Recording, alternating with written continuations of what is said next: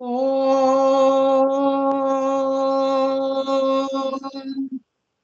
शुक्लाम्बरधरं विष्णुं शशिवर्णं चतुर्भुजं प्रसन्नवदनं ध्यायेत् सर्वविघ्नोपशान्तये। गुरुर्ब्रह्मा गुरुर्विष्णु गुरुर्देवो महेश्वरः गुरुः साक्षात् परं ब्रह्म तस्मै श्रीगुरवे नमः। कृष्णाय वासुदेवाय देवकीनन्दनाय च नन्दगोपकुमाराय श्रीगोविन्दाय नमो नमः। आदौ देवकी देवी गर्भजननौ गोपीगृहे पालनम् मायापूतन जीवितापहरणौ गोवर्धनो धारणौ कंसच्चेतन गौरवादिहननौ कुन्दी सुधा पालनम् एतद् भागवतं पुराणगदितं श्रीकृष्ण लीलामृतम्. குவிக்கா தசகம் 6 ரீகேப் பார்க்கிறோம். தசகம் 6ல பகவான் அந்த விஸ்வரூபத்துல அவருடைய அங்கத்துல எல்லா உலகங்களையும் காட்டினார். 14 உலகங்களையும் அவர் காட்டுறார். ஸ்லோகம் 1ல கீழ்பாதம் பாதாளம், மேல் பாதமோ ரசாதலம், கணுக்கால் மகாதலம். பாதத்துல பாதங்கள்ல வரும் பொழுது இந்த 3 உலகத்தை நம்ம பார்க்கலாம். ஸ்லோகம் 2 எடுத்துட்டேன்னா முழங்கால் தலாதலம். கிளீனா இதை போட்டோ ஃபாலோ பண்ணிட்டே வாங்கோ. முழங்கால் தலாதலம், முட்டி சுதலம், அங்கதான் மகாபலி இருக்கார். தொடை விதலாதலம், இடுப்பு சோனிதலம் இல்லையா, அது பூலோகம். சோனிதலம்ங்கிறது பூலோகம். அது ஜகனம்னு சொல்லுவா சமஸ்கிருதத்துல. நாபி ஆகாயம். அப்புறம் அந்த ஸ்வர்கலோகம் அவருடைய வக்ஷம். சக்கர நிலையம்னு ஸ்லோகத்துல இருக்கும், ஸ்வர்கலோகமாகும். அது வக்ஷத்துல ஸ்வர்கலோகத்தை நம்ம பார்க்க முடியாது. ஸ்லோகம் 3 வரும் பொழுது மேல் பக்கத்துக்கு வரும். கழுத்து மகர்லோகம், கிரீவா. கழுத்து மகர்லோகம்.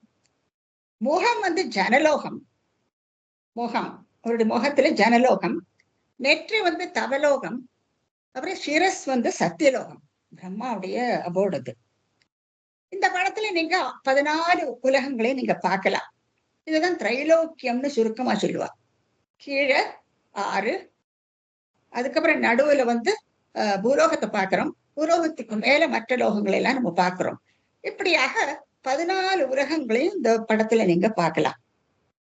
அடுத்து ஸ்லோகம் 4. அதுல என்ன சொல்றாருன்னா, ஸ்ரீமன் பட்டத்திரி பகவான விஸ்வ கந்தன்னு சொல்றாரு. அது என்னத்தினால என்னன்னா, இந்த கிழங்குகள் அதனுடைய இனவருத்திக்கு இந்த கிழங்கே ப்ராபகேட் பண்ணிட்டே போகும். ப்ராபகேஷன் ஆஃப் பிளான்ஸ் நீங்க படிச்சிருப்பீங்க பாட்னில. பகவானும் அதே மாதிரி சிருஷ்டி காரியங்கள்ல அவர் கிரியேஷன்ஸ் பண்ணிட்டே இருக்கார்.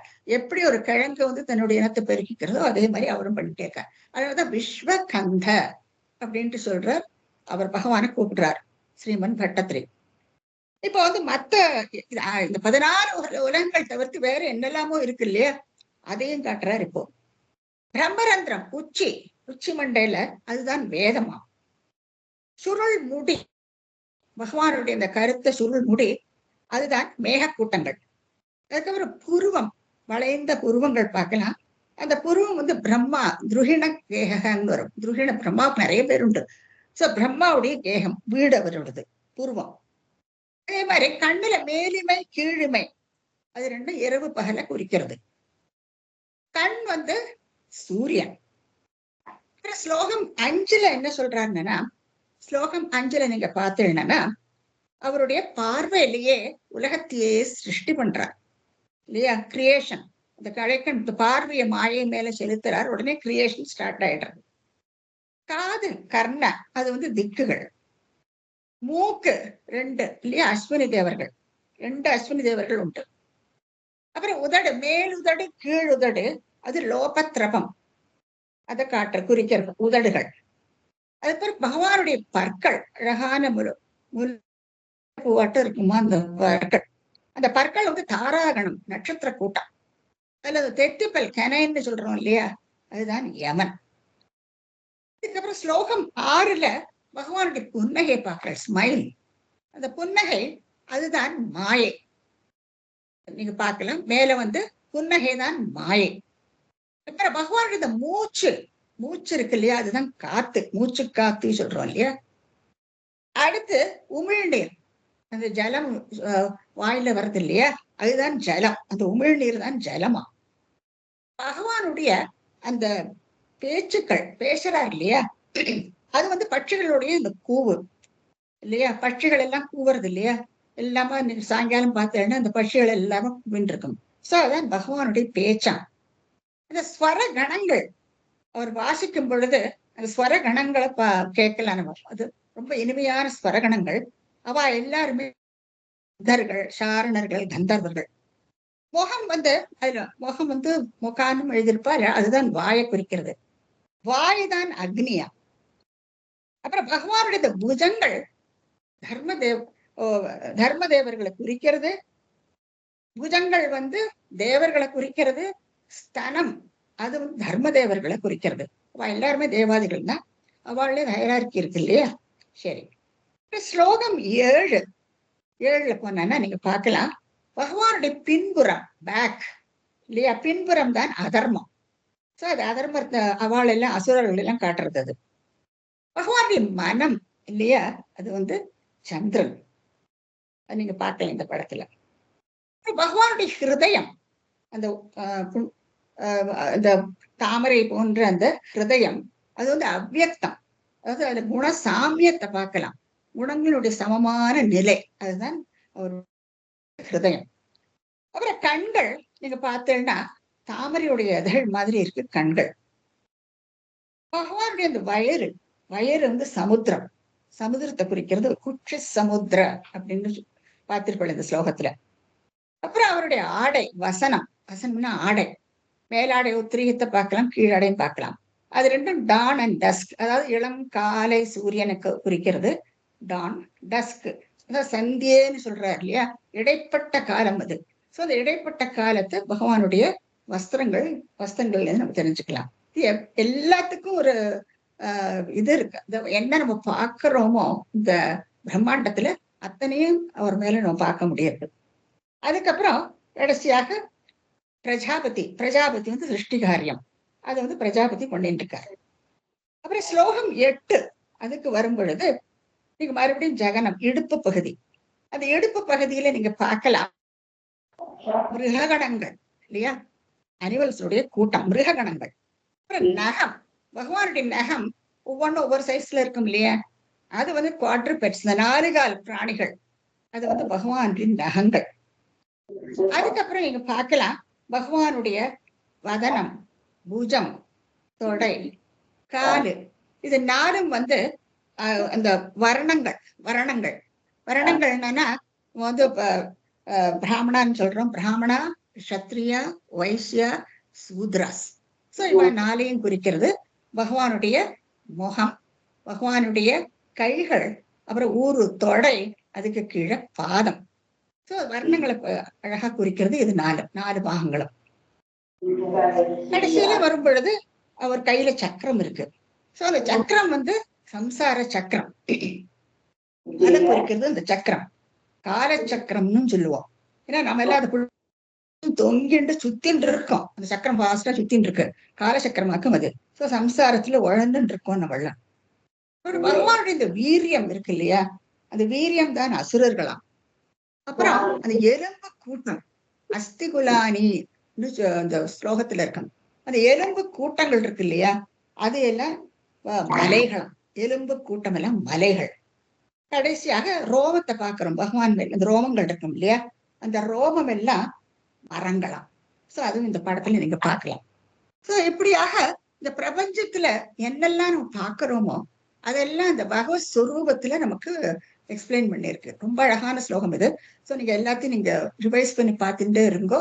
இப்போ இந்த விராட்ட ஸ்வரூபத்துல என்ன அர்த்தம், இது பிரபஞ்ச ஸ்வரூபமாக்கும் பகவானுடைய இந்த விராட்ட ஸ்வரூபம், அதை நம்ம கிளியரா புரிஞ்சுக்கணும். கடைசியில வந்து கர்ம யோகிகள் இருக்கா இல்லையா, அவ வந்து கர்மம் முடியிற சமயத்துல தியானம் பண்ணுவாளாம். அதையும் நம்ம பார்த்தோம் கடைசி ஸ்லோகத்துல. இதுக்கு 2-3 அர்த்தங்கள் உண்டு, அதையும் நான் சொன்னேன். நம்மளும் கர்ம அவசானம்ங்கிறது 2 அர்த்தத்துல பார்க்கலாம்.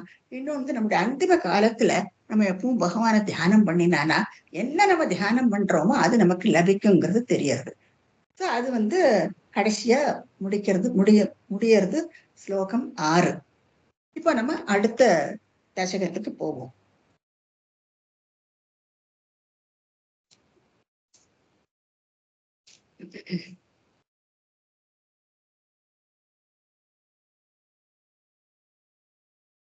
दशकं 7.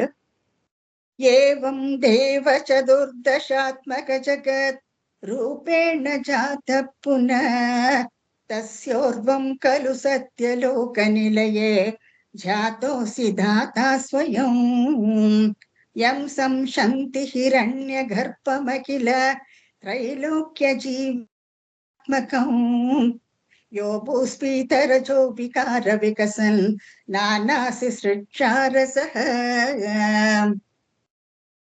एवं देव. அதாவது கண்டினியூவேஷன் இல்லையா, ப்ரீவியஸ் சாப்டருடைய கண்டினியூவேஷன். தேவ குருவாயூரப்பனை பார்த்து ஸ்ரீமன் பட்டத்திரி சொல்றார், இந்த சதுர் தசாத்மக ஜகத், இந்த 14 உலகத்தை அவர் காட்டினார் இல்லையா. அதுதான் சதுர் தசன 14. இந்த 14 உலகங்களையும் தன்னுடைய அங்கத்துல அவர் காட்டுறார் அவர். சோ ஜகத் ரூபேண, அந்த ரூபத்தை நம்ம பார்த்தோம். அப்போ ஜாத புனக, இப்படியாக தன்னுடைய அங்கத்தின் 14 உலகத்தையும் வச்சுட்டு பகவான் விராட்ட ஸ்வரூபம் எடுத்துட்டு வரா இருக்கும். இப்ப அடுத்த புனக என்ன ஆகுதுன்னா, தஸ்யோர்தம் கலு சத்தியலோகம். இப்போ அந்த 14 உலகத்துல 14 நம்ம சத்தியலோகத்தை பார்த்தோம் இல்லையா. சோ தஸ்யோர்துவம், ஊர்தம்னா மேல, தஸ்யோர்தம் கலு, கலுன்னா அப்படி இல்லவா இல்லையான்னு சொல்றோம் இல்லையா, அந்த மாதிரி பட்டத்திரி சொல்றார். அந்த 14 உலகத்துக்கு மேல அந்த சத்தியலோக நிலையே, அந்த சத்தியலோகத்துல ஜாதோசி தாத்தா ஸ்வயம்ங்கிற தாத்தா பிரம்மாவா. இப்ப நீங்க பார்க்கலாம், இந்த முதல் படம் திரிகுணாத்மகன். அதாவது அவர் அந்த விராட்ட ஸ்வரூபத்துல பார்க்கும் பொழுது எல்லா குணங்களும் பகவான் கிட்ட இருக்கு இல்லையா. அந்த விராட்ட ஸ்வரூபத்துல அதைத்தானே நம்ம பார்த்தோம். 14 உலகங்கள், அப்புறம் தேவங்கள், தேவர்கள், மிருகங்கள் எல்லாத்தையும் நம்ம பார்த்தோம். சோ இதெல்லாம் இவர் திரிகுணாத்மகன். அந்த ரூபத்துல, அந்த பிரபஞ்ச ஸ்வரூபத்துல பகவான் திரிகுணாத்மகன். இப்போ அவரு அதுதான் முதல் லைன்ல சொல்றார், ரூபேண ஜாத்தக, அதாவது இந்த ரூபத்துல நீங்கள் பிறந்தீர். அதுக்கப்புறமா தஸ்ய ஊர்த்வம், ஊர்த்வம்னா 14 லோகம், இந்த 14வது லோகம் சத்தியலோகம். அந்த சத்தியலோகத்துல பகவான் ஜாதோசி தாத்தா ஸ்வயம், பிரம்மாவாக அவர் பிறக்கிறாராம். இப்போ பிரம்மாங்கிறது அந்த பகவானுடைய அம்சம்தான்ங்கிறது நமக்கு தெரியணும். பிரம்மாவும் பிரம்மத்தினுடைய அந்த அம்சம்தான். பிரம்மா, விஷ்ணு, சிவன், இவ 3 பேருமே அந்த பகவானுடைய அம்சங்கள் தான். அப்போ அந்த திரிகுணாத்மகன் இப்போ த்விகுணாத்மகனாக பிறக்கிறாராம். அதுதான் சத்தியலோகத்துல நடக்கிற சமாச்சாரம். அப்புறம் உங்களுக்கு புரியும் இப்போ என்னத்தினால த்விகுணாத்மகன்னு சொல்றோங்கிறத அடுத்த லைன்ல சொல்றார். விராட்ட ஸ்வரூபத்துல இருந்த அந்த திரிகுணாத்மகன் இப்போ சத்தியலோகத்துல திகுணாத்மகனாக அவதரிக்கிறார் பகவான். பகவானே தான், ஸ்வயம் பகவான் தான் இப்போ 2 குணங்களோட பிறக்கிறாராம் இப்போ அப்படின்னுட்டு சம்சந்தி எல்லாரும் சொல்றார். சம்சந்தி அவர் ஹிரண்ய கர்ப்பம், ஹிரண்ய கர்ப்பர்னு சொல்றார். இப்ப 2வது லைன்ல என்ன படிச்சோம், தாதா ஸ்வயம், பகவான் தாத்தா பிரம்மாவாக ஜனிக்கிறார் அப்படின்னு 2வது லைன்ல பார்த்தோம். 3வது லைன்ல என்ன சொல்றா இவர் தான், அந்த தாத்தா தான் ஹிரண்ய கர்ப்பர். ஹைரண்ய மண்டம் வெதான்னு பார்த்தோம் இல்லையா 5வது தசகத்துல. அது ஒரு முட்டை. சோ அதுல இருந்துதான் விராட்ட ஸ்வரூபம் எடுத்துட்டு வரார். அந்த விராட்ட ஸ்வரூபத்திலிருந்து இப்போ திகுணாத்மகனாக சத்தியலோகத்தில் அவதரிக்கிறார் பகவான். சோ அதைத்தான் சொல்றா, எம் சம்சந்தி ஹிரண்ய கர்ப்பம். அந்த ஹிரண்ய கர்ப்பர் அகில திரைலோக்கிய ஜீவாத்மகம்ங்கிறார்.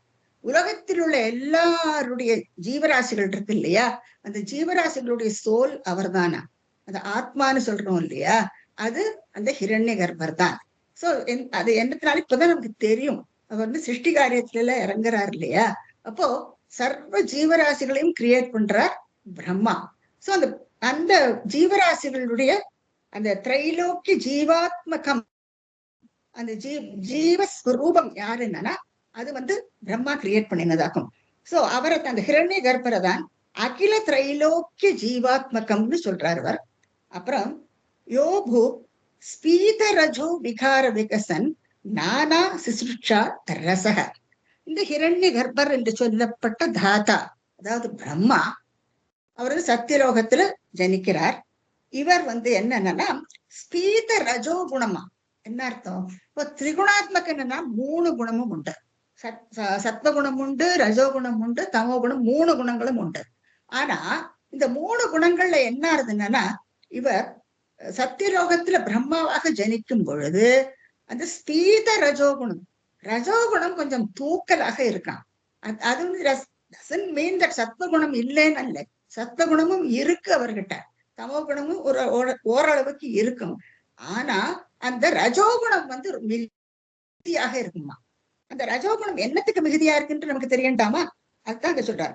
அபூத்து, அதாவது ஆனார், அபூத்துனா ஆனார், என்னத்தினால? ஸ்பீத ரஜோ விகார விகசன், அதாவது ரஜோகுணத்தினுடைய அந்த ஜுவலிப்பு அது ஜாஸ்தியானதுனால, என்னத்தினால இந்த ரஜோகுணம் என்னன்னா நானா சிருஷ்டா ரசக, அவருக்கு வித விதமான சிருஷ்டிகளை படைக்கிறதுல அவருக்கு இஷ்டம். அப்போ அந்த சிருஷ்டி காரியம்னு வந்தோடனே அவருக்குன்னு ஒரு போர்ட்போலியோ அசைன் ஆகுது இல்லையா? இப்ப அதுல அவர் கான்சென்ட்ரேட் பண்ணணும். அப்போ அந்த சிருஷ்டி காரியம் தொடங்கும் பொழுது அவருடைய குணத்துல விகாரம் வரும், மாறுதல் வரும். ஏன்னா அது மறுபடியும் இந்த குணசாமி 3 குணங்களும் இருந்தது என்னன்னா, அந்த 3 குணங்களுடைய அந்த என்ன சொல்லுவான், இந்த 3 குணங்களுடைய பிரதிபலிப்பும் அவர் என்ன பண்றாரோ அதுல காணும். ஆனா இப்ப வந்து அவர் வந்து சிருஷ்டி காரியத்துல மட்டும்தான் அவர் தன்னுடைய கவனத்தை செலுத்தணும். அதனாலதான் அவருக்கு இந்த ரஜோகுணம் மிகுதியாக காணப்படுறது. இப்ப ரஜோகுணம் மிகுதியாக இருந்தப்போ நம்ம அவரை எப்படி அழைக்கிறாங்கன்னா திகுணாத்மகன்னு சொல்றார். அதாவது 2 குணங்கள் அவர்கிட்ட மிகுதியாக இருக்கு. அதாவது தூக்கலாக இருக்கு. ஸ்பீத ரஜோகுணம்னா தூக்கலாக இருக்கிறது ரஜோகுணம், அதுக்கப்புறம் சத்வகுணமும் அவர்கிட்ட இருக்கு. அதனால என்ன சொல்றாங்கன்னா ஸ்பீத ரஜோ விகார விகசன், அந்த குணங்கள் வந்து அவருக்கு அதிகமா இருக்கிறதுனால அது என்னத்தினால என்னன்னா அவருக்கு சிருஷ்டி காரியங்கள்ல இறங்குறார். அதான் நானா சிசுருட்சா ரசக, சிருஷ்டி வந்து அவருக்கு ரொம்பவுமே, நீங்க பார்க்கலாம் சுத்தி எல்லாத்தையும் சிருஷ்டியில இறங்கு வருவார் இல்லையா? நம்ம பிரபஞ்சத்துல என்னெல்லாம் இருக்கோ அந்த சிருஷ்டி எல்லாம் அவர் தொடங்கு இருப்போம். சோ அதுல அவருக்கு விருப்பம், ரசகன்னா அதுல அவருக்கு விருப்பம். அதனாலதான் அவருக்கு வந்து இந்த ரஜோகுணம் மிகுதியாக இருந்ததுங்கிறத இந்த முதல் ஸ்லோகத்துல நம்ம பாக்குறோம். ஏன்னா பிரம்மா எப்படி அவதரிச்சாரு நமக்கு தெரியணும் இல்லையா? அப்போ அவரே இப்போ என்ன இந்த இவருடைய அந்த ஸ்வரூபத்துல சத்தியலோகம் வரைக்கும் நம்ம பார்த்தோம். 1-14 மேல இருக்கிறது சத்தியலோகம். சத்தியலோகம் பிரம்மாவுடைய இருப்பிடம்ங்கிறதே நம்ம தெரிஞ்சுட்டோம். இப்போ அந்த பிரம்மா யாரு இல்லையா, அவர் எப்படி வந்தார், அது முதல் ஸ்லோகத்துல சொல்றார். சோ பிரம்மா கூட பகவானுடைய ஒரு அம்சம்தான். ஆனா பிரம்மாவுக்கு வந்து அந்த ரஜோகுணம் மிகுதியாக இருந்தது. என்னத்தினாலன்னா அவருக்கு சிருஷ்டி காரியங்கள்ல விருப்பம். அதனால திவிகுணாத்மனாக அவர் ஜனிக்கிறார். அவர் வந்து பகவானே தான், சாட்சாத் பரபிரமன் தான் அவரும். ஆனா இந்த குணத்துல மட்டும் வேறுபாடு வருது. இப்ப அடுத்து வந்து இப்போ பிரம்மா சிருஷ்டி பண்ணியாச்சு இல்லையா? இப்ப என்ன ஆகுதுன்னா இந்த சிருஷ்டியை பத்தி இன்னும் அடுத்த தசகத்துல இன்னும் டீட்டெயில்டா பார்ப்போம். இப்போ வந்து இதுக்கு முன்னோடியா சொல்லிட்டு இருக்காரு. சரி. சோயம் விஸ்வ விசர்கதத்த ஹிருதய சம்பஷ்யமான ஸ்வயம் போதம் கல்வனமாப்ய விஸ்வ விஷயம் சிந்தாகுலஸ்தஸ்தி தாவத்வம் ஜகதாம் பதே தபதபே ஏவம் ஹி வைஹாயசீம் வாணி வேனமசிஸ்ருவ ஸ்ருதி சுகாம் குர்வஸ்தப பிரேரணாம். ச அயம் சோயம் அயம் விஸ்வ விசர்க தத்த ஹிருதய. விஸ்வ விசர்க அப்படின்னு சொல்றார் பட்டத்திரி. அதாவது விஸ்வத்தை உருவாக்குறதுக்கு விஸ்வ விசர்க தத்த ஹிருதய, அவர் ஆசைப்பட்டார் இல்லையா? அப்போ தன்னுடைய ஹோல் கான்சென்ட்ரேஷன் இப்போ விஸ்வத்தை சிருஷ்டிக்கிறதுக்கோசரம் அவர் தன்னுடைய மனசு, அவருடைய உடம்பு எல்லாத்தையும் அதுல போக்கஸ் பண்றார் பிரம்மா. இப்போ வந்து விசர்கங்கிறதுக்கு உங்களுக்கு அர்த்தம் தெரியணும். இப்போ தசகம் 5ல நம்ம என்ன பார்த்தோம்னா சர்க்கன்னு பார்த்தோம் நம்ம. இப்ப சர்க்கன்னா அது வந்து பிரைமரி கிரியேஷன். அதாவது மாயை வந்து அந்த மகத்தத்துவத்தை உருவாக்குறது. இந்த மகத்தத்துவத்துல இருந்து இந்திரியங்கள் இப்படி வரிசையா அந்த தத்துவங்கள் எல்லாம் நம்ம பார்த்துட்டு வந்தோம். சோ இந்த தத்துவங்கள் எல்லாமே பிரைமரி கிரியேஷன்ஸ் ஆகும். அப்புறம் அதுக்கப்புறமா தான் விசர்கக. விசர்கன்னு செகண்டரி கிரியேஷன். இப்போ இந்த என்னெல்லாம் சிருஷ்டி உருவாயிருக்கோ, என்னெல்லாம் அங்கங்கள் உருவாயிருக்கோ, அதையெல்லாம் மறுபடியும் பகவானுக்கு வந்து பகவான் என்ன பண்றார், அதுக்குள்ள புகுந்து அவர் வந்து ஒரு முட்டையை உருவாக்குறார். அதுக்கப்புறம் ஒரு விராட்ட சுரூபம் எடுத்துக்கிறார்னு பார்த்தோம். இப்போ பிரம்மா என்ன பண்றாருன்னா, இப்போ அங்கங்கள் எல்லாம் ஆல்ரெடி ரெடியா இருக்குல்ல, அவயவங்கள் எல்லாம் ரெடியா இருக்கு. இப்போ வந்து அவர் ஜனங்கள், மிருகங்கள், தாவரங்கள் இதையெல்லாம் படைக்கிறார். சோ இது வந்து செகண்டரி கிரியேஷன் நம்ம தெரிஞ்சுக்கணும். அதை வந்து விசர்கன்னு சொல்லுவா சமஸ்கிருதத்துல. சோ சர்க்கக என்னன்னா அது பிரைமரி கிரியேஷன், விசர்கக என்னன்னா அது secondary creation. So primary creation நம்ம ஜாஸ்டகம் 5ல பார்த்தோம். இப்போ வந்து அதுக்கப்புறம் அவர் விராட்ட ரூபம் எடுத்துட்டார். இப்போ வந்து விசர்க்க விஷயம் இது. அதாவது பிரம்மா இப்ப மிருகங்களை, ஜனங்களை இவாளெல்லாம் தோற்றுவிக்கிறார் அவர். இவாளெல்லாம் கிரியேட் பண்றார் பிரம்மா. சோ அது விசர்க. சோ அந்த சிருஷ்டி காரியங்கள்ல அவர் தத்த ஹிருதய, தன்னுடைய மனசை எல்லாம் செலுத்துறார்.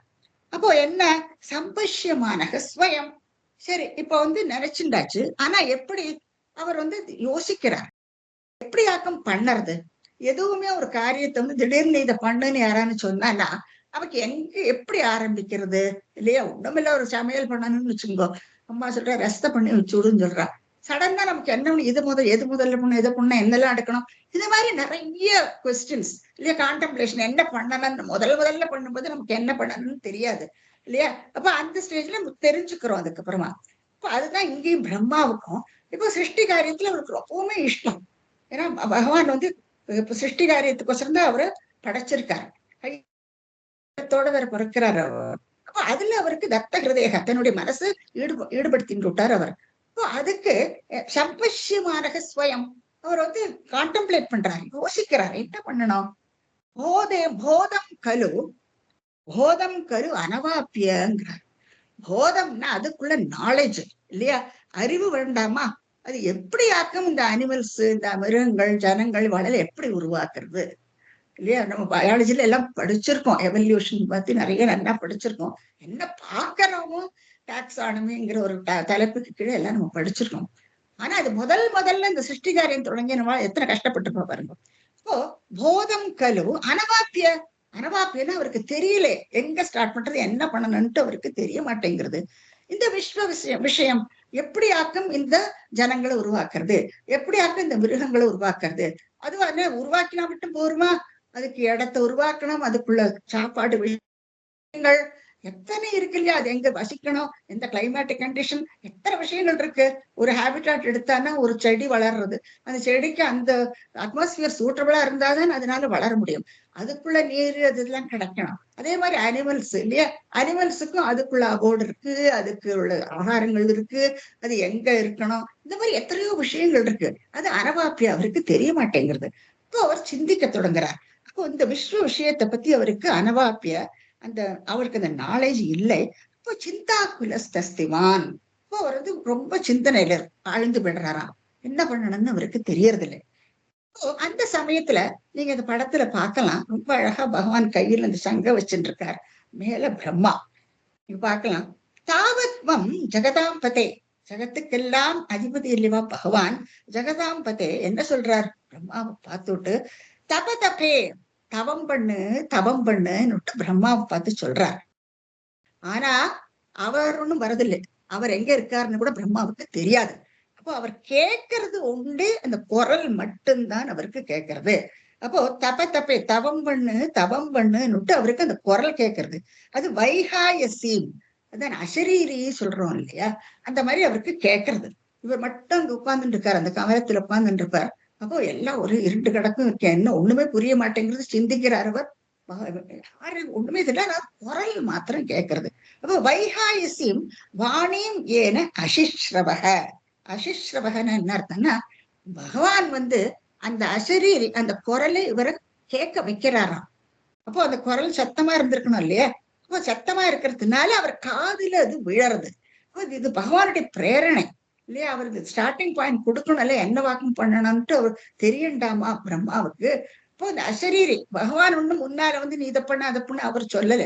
ஆனா அந்த குரல் மட்டும் அவர் கேட்கறது, அந்த குரலோ ஸ்ருதி சுகம், கேட்கறதுக்கு ரொம்ப இனிமையா இருக்கான். அந்த குரல் கேட்கறதுக்கு ரொம்ப இனிமையா இருக்கான். என்ன சொல்றது? குர்வஸ்தவ பிரேரணாம், அதாவது குர்வன்னு செய்யு, நீ இதை தவத்தை பண்ணுன்னுட்டு அந்த குரல் வந்து இனிமையான அந்த குரல் மட்டும் அவர் காதுல வந்து கேட்க வைக்கிறார் பகவான். ஆனா பகவான் நேருக்கு வரதில்லை. பகவான் எங்க இருக்காரு தெரியாது இப்ப பிரம்மாவுக்கு. பிரம்மா வந்து கூர்ந்து அந்த அசரீரிய கேட்டு இருக்காரு. இப்போ அடுத்து என்ன இருந்ததுன்னா, அடுத்த ஸ்லோகத்துல இப்ப பார்ப்போம். கோசௌ மாமவதத் புமானிதி ஜலா பூர்ணே ஜகன்மண்டலே திக்ஷுஸ்வீக்ஷ்ய கிமப்யநீக்ஷிதவதா வாக்யார்த்தமுத்பஷ்யதாம் திவ்யம் வர்ஷசஹஸ்ரமாத தபசா தேன த்வமாராதித தஸ்மை தர்ஷிதவானசி ஸ்வநிலயோ வைகுண்டம் ஏகாத்புதம். இப்ப பாருங்க, இவருக்கு அந்த குரல் மாத்திரம் இனிமையான அந்த குரல் மட்டும் பிரம்மாவுக்கு கேட்கறது. அப்ப பிரம்மா நினைக்கிற கோக்க அசௌ, இந்த மாம் நான் கேட்ட அவதத், மாம் அவதத்து நான் கேட்ட இந்த குரல் குமானித்தி எந்த புருஷனுடைய குரல், யாருடைய குரல் தெரிய மாட்டேங்கிறது இவருக்கு. இந்த குரல் மட்டும்தான் அவர் காதுல கேட்கறது. ஆனா அங்க சுத்தி பார்த்தா யாரையும் காணும். அதுதான் பிரம்மா வந்து நினைச்சுக்கிறார். கோ கஹ அசௌ மாம் அவதத்து, நான் இந்த கேட்ட குரல் அந்த எந்த புருஷனாக்கும் என்ன எனக்கு இந்த வார்த்தையை கொடுத்தது. அவர் உட்கார்ந்து இருக்கிறதோ ஜலா பூர்ணே ஜெகன் மண்டலே இல்லையா? அவர் இந்த தாமரையில எப்படி ஆடிட்டு அவர் உட்கார்ந்துட்டு இருக்கார். எங்க பார்த்தாலும் ஜலக்காடு, ஜலா பூர்ணன்னா ஒரே ஜலக்காடா இருக்கு எங்க பார்த்தாலும். ஜெகன் மண்டல வேற எதுவுமே இல்லை. உட்கார்ந்துட்டு இருக்கார், சுத்தி பார்த்தாலும் வெறும் ஜலக்காடு இல்லையா? அதான் ஜலா பூர்ணே ஜெகன் மண்டலே. அவர் என்ன பண்றார்? திக்ஷு வீக்ஷ்ய, எல்லா இடத்துலயும் சுத்தி சுத்தி பாக்குறாரு அவர். ஏன்னா யாருடைய குரல் இப்படி கேட்டுது? நல்ல அசரீரி ஒரு வாக்கு கேட்கறதுக்கு ரொம்ப இனிமையாகவும் இருக்கு. அப்ப இது யாராக்கும் சொன்னா அப்படின்னுட்டு திக்ஷு வீக்ஷ்ய, திக்ஷுன்னு எல்லா திசைகளையும் பாக்குறானா. திக்ஷு வீக்ஷ்ய கிமப்பி அநீட்சிதவதா, ஆனா யாரையும் அவர் பாக்குறது இல்லை. எதையுமே அவர் பார்க்கல. எங்க பார்த்தாலும் ஒரே ஜலக்காடுதான். அந்த குரல் மாத்திரம் அவருக்கு கேட்டிருக்கு, அவ்வளவுதான். மற்றபடி யாரையும் அவர் பார்க்கறது இல்லை. அநீட்சிதவத்தான யாரையுமே அவர், ஈட்சிதவத்தான பாக்குறது, அநீட்சிதவத்தான பார்க்கல, யாரையுமே அவருக்கு பார்க்க முடியல. ஆனா அவர் அந்த இதை கேட்டிருக்காரு இல்லையா? அந்த தபே தவம் பண்ணுங்கிறத அவர் கேட்கிறார் இல்லையா? அப்போ அந்த வாக்கியார்த்தம் உட்பஷ்யதா, அவருக்கு அந்த வாக்கியத்தில் உள்ள புரியறதுதான். ஏன்னா என்னது எப்படி அவருக்கு அந்த அர்த்தம் புரியும்? ஏன்னா அவருக்கு அந்த சிருஷ்டி காரியத்துல அவருக்கு இஷ்டம் இல்லையா? அப்ப அந்த சிருஷ்டி காரியத்துல இஷ்டம் என்ன பண்றதுன்ட்டு யோசிச்சுட்டு இருக்காரு அவர். எங்க தொடங்குறது, என்ன பண்ணணும்ட்டு அவர் யோசிக்கிறார். அந்த யோசிக்கிற சமயத்துல அவருக்கு இந்த அசரீர் கேட்கறது. கேட்ட உடனே அது ஏதோ இது சம்பந்தப்பட்டது, அதான் வாக்கியார்த்தம் உபஷ்யதா சொல்றாரு அவர். இதனுடைய அர்த்தம் அவருக்கு புரியறதான். இந்த தவம் பண்ணு சொல்றதுனுடைய அர்த்தம் மட்டும் அவருக்கு புரியறது இப்போ. அப்போ என்ன பண்றார்? இப்ப அதை கேட்டாச்சு இல்லையா? அந்த கேட்கிற அந்த அந்த அசரீரி குரல் கூட ரொம்ப இனிமையா இருக்காங்க ஒரு காதுல. அப்போ அவர் என்ன பண்றாருன்னா, திவ்யம் திவ்யம் வருஷ சகசிரமாத்த தபசா, தவத்தை வந்து 1000 வருஷங்கள், 1000 டிவைன், திவ்யம்னா டிவைன், 1000 டிவைன் இயர்ஸ், அத்தனை வருஷ காலம் அவர் ஆத்த தபசான தபச பண்றாராம் பிரம்மா. பிரம்மா வந்து தபஸ் பண்றது தியானம் பண்றதுல எக்ஸ்பர்ட். அவர் தான் எக்ஸாம்பிளே கொடுப்பா, பிரம்மாவை தான் சொல்லுவா எப்பவுமே. சோ திவ்யம் வருஷ சகசிரம் ஆத்தன பண்றது, ஆத்த தபசா தேன சமாராதித்தக, இந்த குரல் கேட்கறதுல தங்களை வந்து அவர் ஆராதிச்சாராமே. பட்டத்திரி குருவாயூரப்பனை பார்த்து சொல்றாரு அவர், உங்களே ஆராதனையும் பண்ணினாராமே. ஏன்னா எங்கேயோ ஒரு குரல் கேட்கறது இல்லையா? அப்போ அதை ஆராதிச்சுட்டே அவர் வந்து தவசம் பண்றாராம். பினான்சியல் வேலை தபஸ் பண்ணிட்டு இருக்கார் 1000 வருஷ காலம். ஏன்னா அந்த அசரீரை கேட்டிருக்காரு இல்லையா? அவர் சொன்ன மாதிரியே அவர் பண்றார். அப்ப அந்த சமயத்துல இவருக்கு ஒரு மோட்டிவேஷன் வேணும் இல்லையா? காரியத்தினுடைய இவ்வளவு பெரிய காரியத்தை தொடங்குறார். தஸ்மை தர்ஷித மானசி ஸ்வநிலையம் வைகுண்டமே அற்புதம். அப்ப அந்த சமயத்துல தஸ்மை தர்ஷிதவானசி காட்டுறாராம் பகவான். அந்த ஸ்வர்கலோகம் வைகுண்ட லோகத்தை பிரம்மாவுக்கு காட்டி கொடுக்கிறாராம் பகவான். எத்தனை அதிர்ஷ்டம் பண்ணியிருக்கார். அதாவது தவஸ் பண்ணிட்டு இருக்கார். 1000 வருஷ காலம் அவர் கண்ணை மூடிட்டு தியானத்திலிருந்து தபஸ் பண்றார். அவர் அந்த தபஸ் பண்ணின அந்த சமயத்துல பகவானையும் ஆராதிக்கிறார். அப்போ அந்த சமயத்துல தஸ்மை தர்ஷித காட்டி கொடுக்கிறாராம். தர்ஷிதவானசி ஸ்வநிலையம். ஸ்வநிலையம் உங்களுடைய அந்த வைகுண்ட லோகத்தை, அதாவது வட்டத்தில் குருவாயூரப்பன் பார்த்து சொல்றது ஸ்வநிலையம் உங்களுடைய அந்த வைகுண்ட லோகத்தை, அதுவும் அற்புதமான அந்த வைகுண்ட லோகத்தை தர்ஷித மானசி காட்டு கொடுத்தீராமே. அப்போ அவருக்கு ஒரு ஆதங்கம் பாருங்க.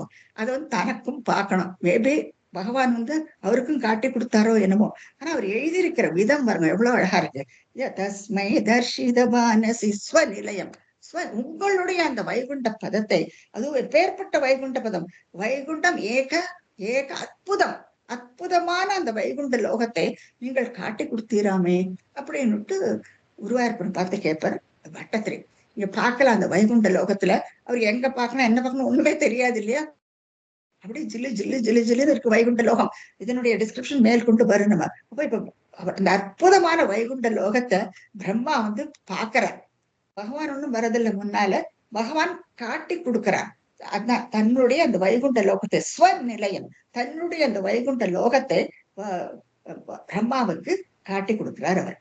இப்ப அந்த வைகுண்ட லோகம் என்னவாக்கணும்னு நம்ம அடுத்த ஸ்லோகத்துல பார்ப்போம். நம்ம மாயா யத்ர கதாபி நோ விகுருதே பாதே ஜகத்யோ பஹி சோக க்ரோத விமோக சாத்வ சமுகா भावास्तु दूरं गतां सान्द्रानन्दजरी च यत्र परम ज्योतिप्रकाशात्मके तत्ते धाम विभावितं विजयते வைகுண்டரூபம் விபோ. இப்போ வந்து இந்த வைகுண்டத்துல இது சம்திங் வெரி ஸ்பெஷல். கற்பகம் ரொம்ப எடிட் பண்ணியிருக்காரு. வைகுண்ட லோகம், வைகுண்ட லோகத்தை இவர் காட்டி கொடுக்கிறார் இல்லையா.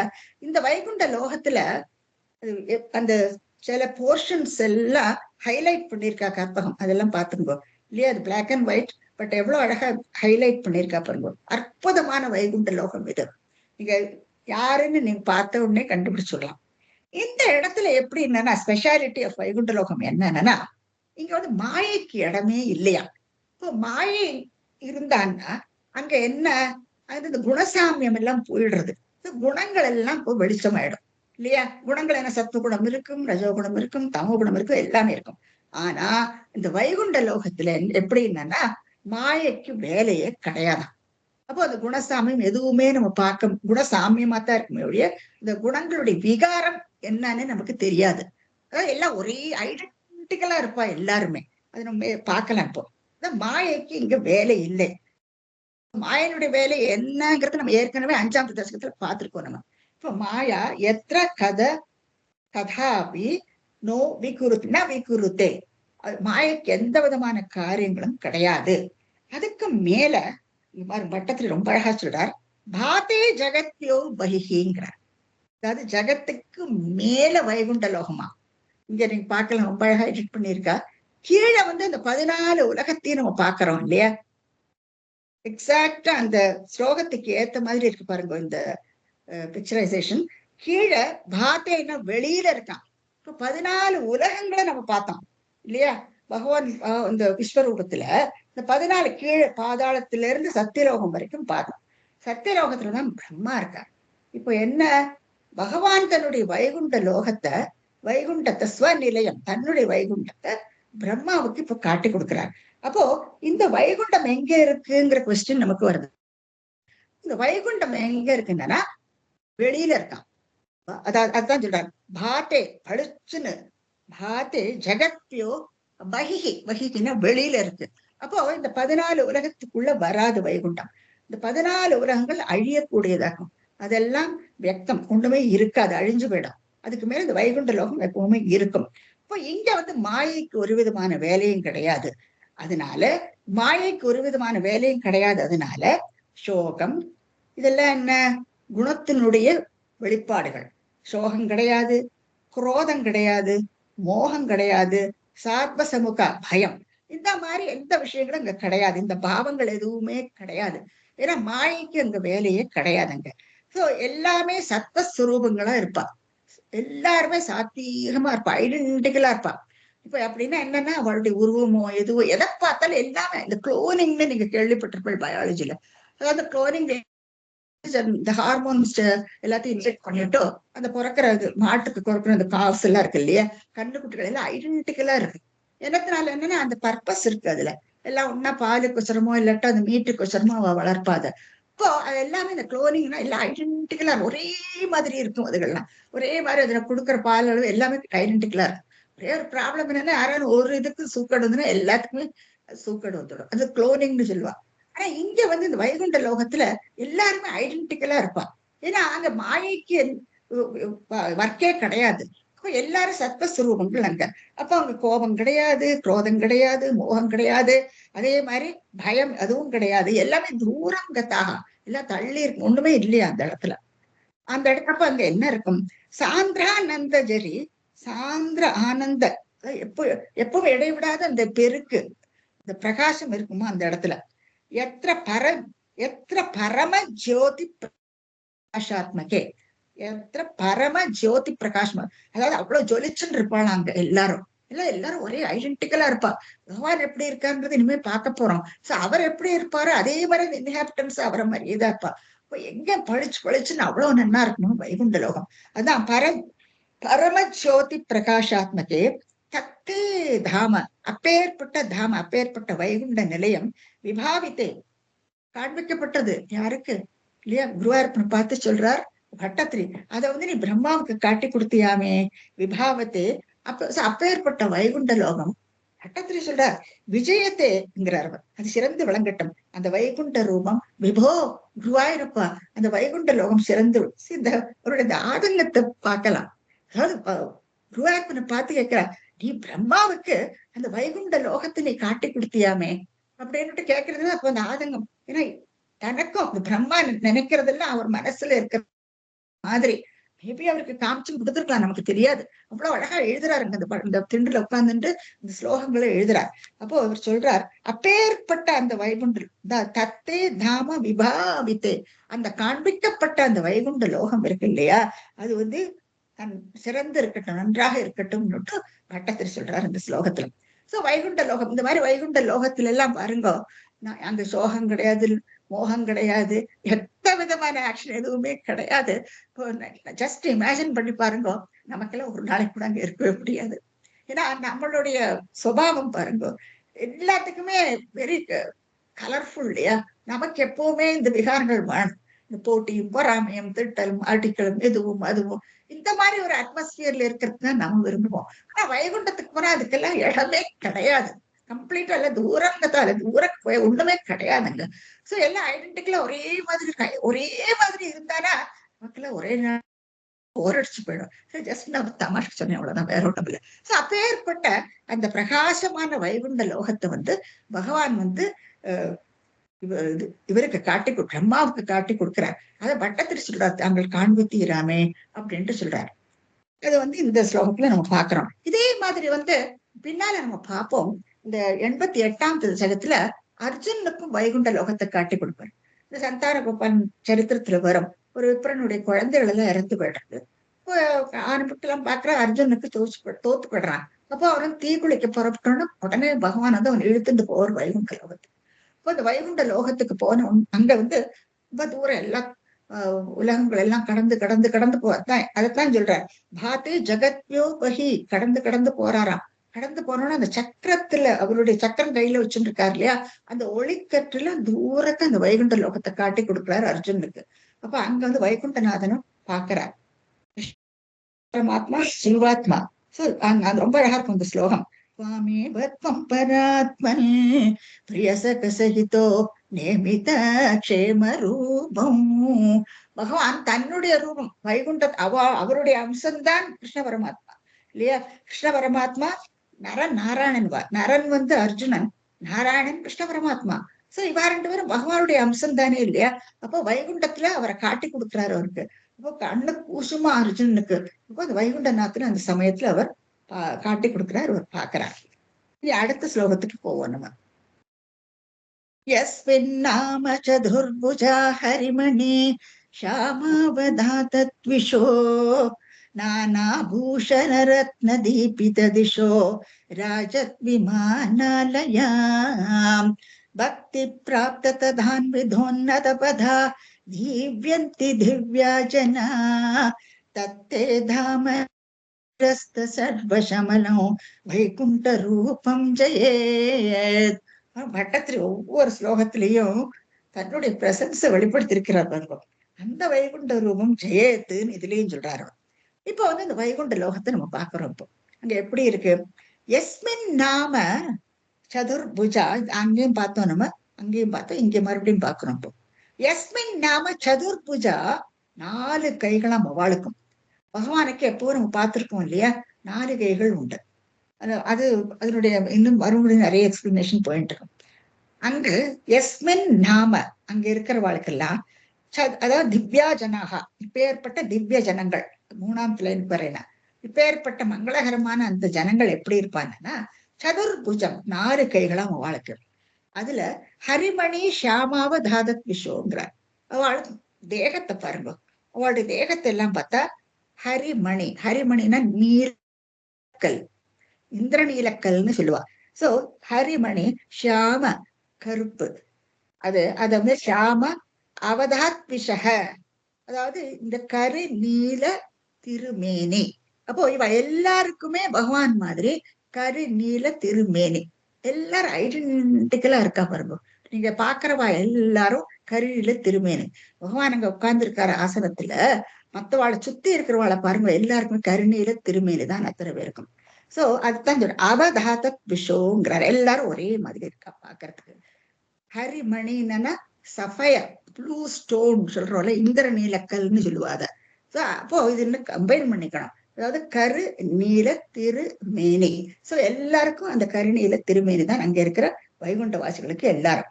அதன் கூட நானாபூஷண ரத்ன தீபித திசோங்கிற அவளோட ஆபரணங்கள் பாருங்க, எல்லா ஆபரணங்கள் போட்டு இருக்காரு, நானாபூஷண விதமான ரத்ன தீபித திசோ, எங்க பார்த்தாலும் ரத்னங்கள் பதிச்சு ஜிலு ஜிலு ஜிலுன்னு இருக்கு அந்த வைகுண்ட லோகமே. அந்த மாதிரி இருக்கும்போது திசோ அங்க ராஜத் விமானாலய, அவளும் ஆபரணங்கள் எல்லாம் போட்டு இருக்கா, அந்த நீல திருமேனில இந்த ஆபரணங்கள் மினுக்கிறது. அதே மாதிரி இந்த குவார்டர்ஸ், திசகன குவார்டர்ஸ்ன்னு சொல்றோம் இல்லையா, சுத்தி இருக்கிற எல்லா இடமும் ரொம்பவுமே பிரகாசமாக இருக்கு. அந்த திசையில நீங்க பார்க்கலாம் ராஜத் விமானாலய, கார் ஏரியல், இந்த சார்ட்டர்டு பிளைட்னு நம்ம இப்ப சொல்றோம் இல்லையா, அந்த மாதிரி பிளைட் வாழ்க்கெல்லாம். சோ இந்த விமானத்துல வளம் சுத்திக்கிட்டு இருப்பாளாம், அவ்வளவு உயர்ந்த பதவி வாழ்க்கை. அந்த விமானத்துல சுத்தின்னு இருப்பா, நடந்துட்டு இருப்பா, எல்லாத்தையும் நம்ம பார்க்கலாம் அந்த வைகுண்ட லோகத்துல. சோ ராஜத் விமானாலய, அதாவது அந்த பிரகாசமாக இருக்கிற அந்த விமானத்துல வளம், ஏரியல் கார்ல வளம் பறந்துட்டு இருப்பாளாம். அப்போ பட்டத்திரிங்க என்ன சொல்றாங்கன்னா, இந்த மாதிரி ஒரு உலகம் இல்லையா, ஒரே பளிச்சுன்னு இருக்கு, ஒளி மிகுந்ததாக இருக்கு, எல்லாரும் சத்வஸ்வரூபங்கள், பகவான் மாதிரி இருக்கா எல்லாரும் பாக்குறதுக்கு. அப்போ அவர் என்ன சொல்றாருன்னா, இது எல்லாமே பக்தி பிராப்த ததோன்னித விதா, இவாளுக்கெல்லாம் பக்தியினாலதான் இப்படி ஒரு பதவி கிடைச்சிருக்கோ அப்படின்னு சொல்றாரு பட்டத்திரிங்க. பக்தியினால, பக்தி பிராப்த, அவளுக்குள்ள அவ்வளவு பக்தியா, இப்போ நம்மள பக்தியோட இருந்தானா நமக்கு இப்படி ஒரு பகவானுடைய நிலையத்தை போய் பாக்குறதுக்குள்ள இது கிடைக்கும் நமக்கு இல்லையா. அப்போ இங்க சொல்றாரு பக்தி பிராப்த, இந்த மாதிரி தத உன்னத, உன்னதமான இந்த மாதிரி ஒரு பொசிஷன்ஸ் இல்லையா, உன்னத பதா, இந்த உயர்ந்த பதவிகள் இல்லையா, அந்த உயர்ந்த பதவிகள் எல்லாம் அவளுடைய பக்தியினால அவளுக்கு கிடைச்சிருக்குங்கிறார், யோசிக்கிறார் அவர். பக்தி பிராப்த ததோ ததா விதோன்னுத பதா திவ்யந்தி திவ்யா ஜனா, திவ்யா, இந்த மங்களகரமான இந்த ஜனங்கள் எல்லாம் அவ்வளவு பிரகாசிக்கிறாளாம். சோ அது என்னத்தினால என்னன்னா, அவளுடைய பக்தி, டிவோஷன் டு லார்ட், அந்த பக்தியினால் தானோ என்னமோ இவளுக்கு இப்பேற்பட்ட உன்னதமான ஒரு பதவி கிடைச்சிருக்கு. அப்பேற்பட்ட தத்தே தாம, அப்பேற்பட்ட தாம என்னன்னா அந்த வைகுண்ட லோகத்துல நிரஸ்த சர்வ சமலம், சமலம் மலம்னா எல்லாமே பாவகாரியங்கள். இப்போ இந்த பாவகாரியங்கள் எல்லாம் ஒட்டுமொத்தமா இல்லையங்க இல்லையா, மாயக்கே இடம் இல்லையா, சோகம் குரோதம் காமம் எதுவுமே கிடையாதுங்க. அந்த பாவ காரியங்கள் பண்றவாளே கிடையாதுங்க. எல்லாரும் சத்வஸ்வரூபங்களுங்க எல்லாருமே. சோ அவளுக்குள்ள சண்டை கிடையாது, எதுவும் கிடையாது அவளுக்குள்ள. சோ நிரஸ்த என்னன்னா டோட்டலி ஒண்ணுமே இல்ல, சர்வசம பாவங்கள் எல்லாம் எல்லாமே எதுவுமே கிடையாதுங்க.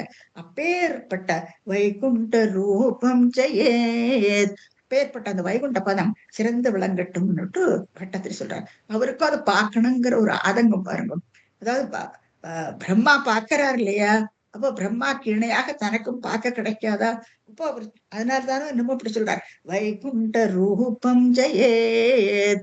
அப்படியாக இந்த படத்துல நீங்க பார்க்கலாம் அவளுடைய இந்த உன்னதமான பதவி.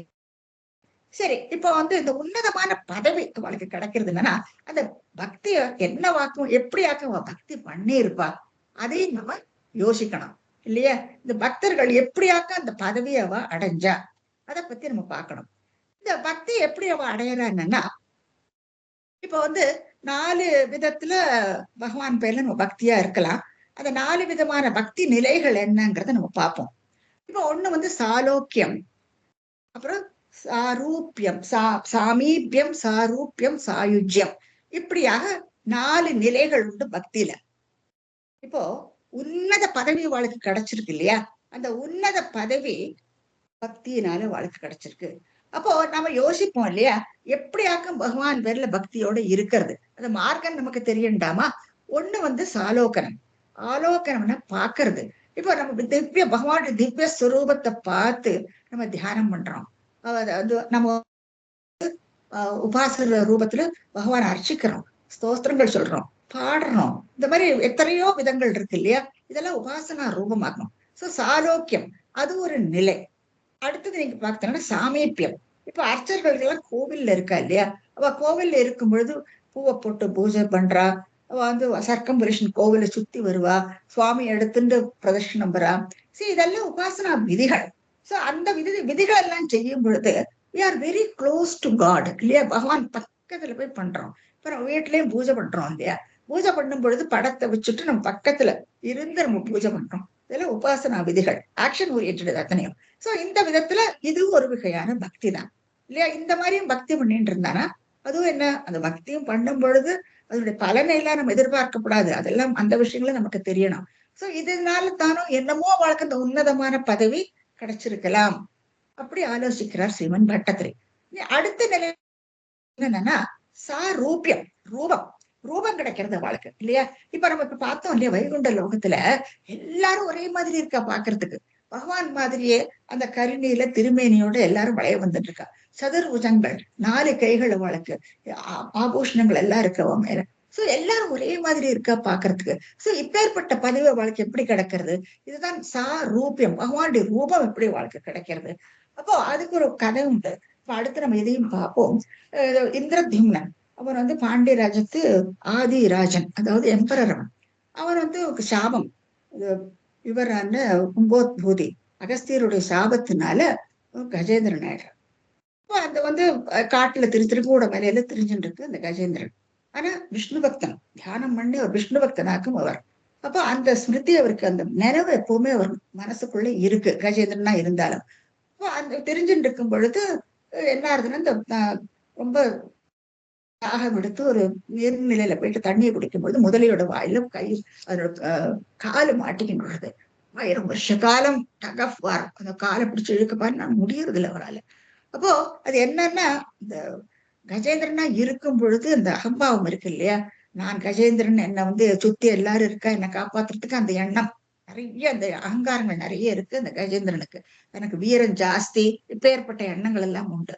ஆனா இது என்ன, 1000 வருஷம் காலம் இருந்துட்டு எல்லாம் சுத்தி நின்று வேடிக்கை பார்க்கறது வழி அவரை ஹெல்ப் பண்றதுக்கு யாருமே இல்லை.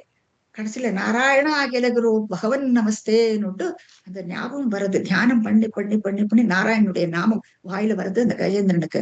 நிர்குண பிரம்மஸ்திதி பாகவதத்துல இருக்குது. இப்போ என்ன பண்ணும், காலு மாட்டின்னு இருக்கு, தும்பிக்கையினால அந்த தாமரை பூவை எடுத்து அதை அப்படியே பகவானுக்கு அர்ச்சனை பண்ணுவாராம் அந்த கஜேந்திரன். இப்போ பண்ணும் பொழுது பகவான் ஓடிண்டு வருவான். ஓடிண்டு அந்த பூ அந்த இதுல விழாதிக்கு கையில் புடிச்சுன்னு விடுவான். சோ பகவான் கையில இருக்கிற தாமரைப்பூ அவருக்கு இப்படிதான் கிடைச்சதுன்னு அப்படின்னு சொல்லுவா பெரியவாள்லாம். சோ அப்படியாக அந்த கஜேந்திர மோட்சத்துல இந்திரத்யும்னனுக்கு சாரூபியம் கிடைக்கிறது. ரூபம் கிடைக்கிறது பாருங்க. நீங்க பார்க்கலாம், யானையா இருந்தவன் வந்து ஒரிஜினலி என்னன்னா இந்திரத்யும்னன், ராஜா வக்மவன். இப்ப வந்து அவனுக்கு ரூபம் கிடைக்கிறது, பகவானுடைய இந்த ரூபமே கிடைக்கிறது. சோ அத்தனை உன்னத பதவி அவனுக்கு எப்படி கிடைச்சதுன்னா விஷ்ணு பக்தன். தியானத்துல எப்பவுமே அவன் ராஜாவா இருந்தா கூட எப்பவுமே தியானத்துல ஆழ்ந்துட்டு அதே மாதிரி ராஜ்ய பரிபாலனமும் பண்ணிட்டு இருக்கான். அவனுக்கு இந்த மாதிரி ஒரு உன்னத பதவி கிடைச்சிருக்கு. கடைசியில நீங்க பார்த்தேன்னா சா சாயுஜ்யம், அதாவது இரண்டரை கலக்கிறது, பகவானோட இரண்டரை கலக்கிறது தான் சாயுஜ்யம். இந்த சாயுஜ்யம் இங்க பார்த்தாலும் ஒரு அசுரன், அசுரனுக்கு போய் சாயுஜ்ய மோட்சம் கிடைச்சிருக்கு. இதை பத்தி விவரங்கள்லாம் பின்னால நம்ம பார்ப்போம். எப்படி பரீட்சத்துக்கு ஏற்ப சும்மா ஒரு சுகர்கிட்ட கேட்கிற அசுரர்களுக்கெல்லாம் கூட ஒரு மோட்சம் கொடுக்கிறாரு என்னட்டு. இப்ப அதுக்கு அவனுக்கு விளக்கம் கிடைக்கும். இப்ப பகவான் வந்து சாயுஜ மோட்சம் கொடுக்கிறார். இவன் சகடாசுரனாகும். இந்த சகடாசுரனை பத்தி நம்ம படிப்போம். இவர் வந்து ஒரு வண்டி உருவத்துல வந்து பகவானை கொல்லறதுக்குன்ட்டு வரான். எப்பவுமே பகவத் தியானத்திலேயே இருக்கான். சம்பிரம யோகம், கன்ஃபரான்டேஷன், துவேஷம் பகவான் பேர்ல எப்படியாரும் பார்த்து கொல்லணுங்கிற அதே ஒரு எண்ணத்துல வர்றான் சகடாசுரன். வண்டி உருவத்துல வருவான், அதனால சகடாசுரன் பேரு. பகவானை வந்து யசோத கீழே விட்டுருக்கா அந்த இதுக்கு கீழே. இப்ப அவர் வந்து பசிச்சுட்டு கை கால அடிக்கும் பொழுது அந்த வண்டியில காலு உதைக்கிறது. இப்ப காலு உதைச்ச உடனே இந்த வண்டி சுக்கு சுக்கா அப்படியே உடஞ்சு கீழே விழுந்து விடுறது. பகவானுக்கு ஒண்ணு மாறுது. இது நம்ம படிப்போம், சகடாசுரத்துல நம்ம படிப்போம் நம்ம. அப்போ அந்த கடைசியில பார்த்தா நான் எப்பவுமே ராட்சசாளுக்கு வந்து அவ இறந்து போயிட்டான்னா வண்டி அப்படியே சூர் சூரா உடஞ்சு விழுந்தாச்சு. மீன்ஸ் அசுரனை கொன்னாச்சுவர். ஆனா அந்த அசுரனுடைய தேகம் வந்து எப்பவுமே அவளுக்கு கிடைக்குமா, அந்த அவ இறந்து பரப்பின. ஆனா இங்க வந்து இந்த அசுரனுடைய தேகம் இருக்கவே இல்லையா. இப்ப எங்க போச்சு? அப்போ பகவானுடைய இரண்டரை கலந்துட்டது. அதனால அவனுடைய தேகம் எதுவுமே அங்க காணலைன்னுட்டு நம்ம படிப்போம். நல்ல விளக்கமா அந்த தசகம் வரும்போது நான் சொல்றேன். இப்போ அவனுக்கு அந்த அசுரனுக்கு சாயுஜ மோட்சம் கொடுக்கிறாரு பகவான். சோ இப்படியாக அந்த உன்னத நிலை இது இரண்டரை கலக்கிறது, பகவானோட கலந்து விடுறது. இப்ப பாக்கி எல்லாம் பாருங்க டிஃப்ரெண்ட் டைப். இப்போ சாலோகனம், சாமீபியம், சாரூபியம், சாயுஜ்யம், இதுக்கு எக்ஸாம்பிள்ஸ் கொடுத்துருக்கேன், அவ்வளவுதான். சோ இந்த மாதிரி ஒரு பக்தி நிலையில வந்து அவளுக்கு கண்டிப்பா மோட்சம் கிடைக்கும், சால்வேஷன் கிடைக்குங்கிறது தெரிகிறது. வைகுண்ட பதவி, இந்த பதவியும் அவளுக்கு அப்படிதான் கிடைச்சிருக்கும் பட்டத்திரிய நினைச்சுக்கிறார் இந்த ஸ்லோகத்துல. சோ அப்பயே ஏற்பட்ட வைகுண்ட ரூபம் ஜெயத்துன்னு சொல்றாரு இங்க. இனி அடுத்த ஸ்லோகத்துக்கு போவோம். நானா திவ்ய வதூஜனைரவிவ்ருதா வித்யுல்லதா துல்யயா விஸ்வோன்மாதன ஹிருத்ய காத்ரலதயா வித்யோதிதா சாந்தரா त्वत्पादाम्बुज सौरभैक कुतुकाल लक्ष्मी स्वयं लक्ष्यते यस्मिन् विस्मयनीय दिव्य विभवा தத்தே பதம் தேஹி மே. இப்ப பாருங்க, இன்னொரு அழகான சீன் பாக்குறார் பிரம்மா, கொடுத்து வச்சிருக்காரு பாருங்க. இப்ப இங்க என்ன பாக்குறாருன்னா நானா திவ்ய வதூஜனேகியா, பெண்கள், நானா திவ்ய மங்களகரமான பெண்கள் யாரை சுத்தி, மகாலட்சுமியை சுத்தி. அந்த பெண்கள் எப்படி இருக்காங்கன்னா வதூஜனேகி அபிவிருதா, அபிவிருத்தனா சுத்தி இருக்கா, மகாலட்சுமியை சுத்தி எல்லாரும் இருக்கா, அபிவிருதா. பாக்குறதுக்கு எப்படி இருக்கா, வித்யுல்லதா துல்லியாங்கிற. வித்யுத்னா மின்னல், லதான்னா கொடி, மின்னல் கொடியாட்டு இருக்காளாம் அவ பாக்குறதுக்கு. அதாவது கொடி, அவளுடைய இடைகள் வந்து அவ்வளவு சன்னமா இருக்கான். இப்போ மின்னல் கொடியாட்டு அவளுடைய இடைகள். துல்லியதா வித்யுத் லதா துல்லியா. அப்போ அவ பாக்கிறதுக்கு எப்படி இருக்கான்னா விஸ்வ உன்மாதன காத்திரலத்தையாக, காத்திரம்னு தேகம். அப்போ அவளை பார்த்தா எப்படி இருக்காங்கன்னா விஸ்வத்தில் உள்ள எல்லாருமே மயங்கி விடுவாளாம். உன்மாதன, உண்மத்தம் பிடிச்சு போயிடுமா அவளுக்கு. அப்படி ஒரு அழகாம் வந்து ஸ்திரீகள் பாக்குறதுக்கு. சோ விஸ்வோன்மாதன ஹிருத்ய, அவ மனசு அப்படி கவ்வறதா, அப்படி ஒரு அழகாம் அவளுக்கு. ஹிருத்ய காத்திர லதையா, அந்த கொடி போன்ற, மின்னல் கொடி போன்ற அந்த இடைகள், அந்த ஸ்திரீகளை பார்த்தா அப்படி இருக்கலாம். வித்யோதித வித்யோதிதாசாந்தரா, வித்யோதித ஆஷ அந்தரா அப்படி பிரிச்சுக்கணும். அப்போ அவ ஜொலிக்கிறாளாம். அப்போ இவ வந்து இப்படி ஜொலிக்கிறா இல்லையா இந்த ஸ்திரீகள் எல்லாம். அப்போ அந்த இடத்துல ஒரு இடம் ஆசைன்னு ஒரு திக்கு கூட இடாம அந்த ஜொலிப்பான்.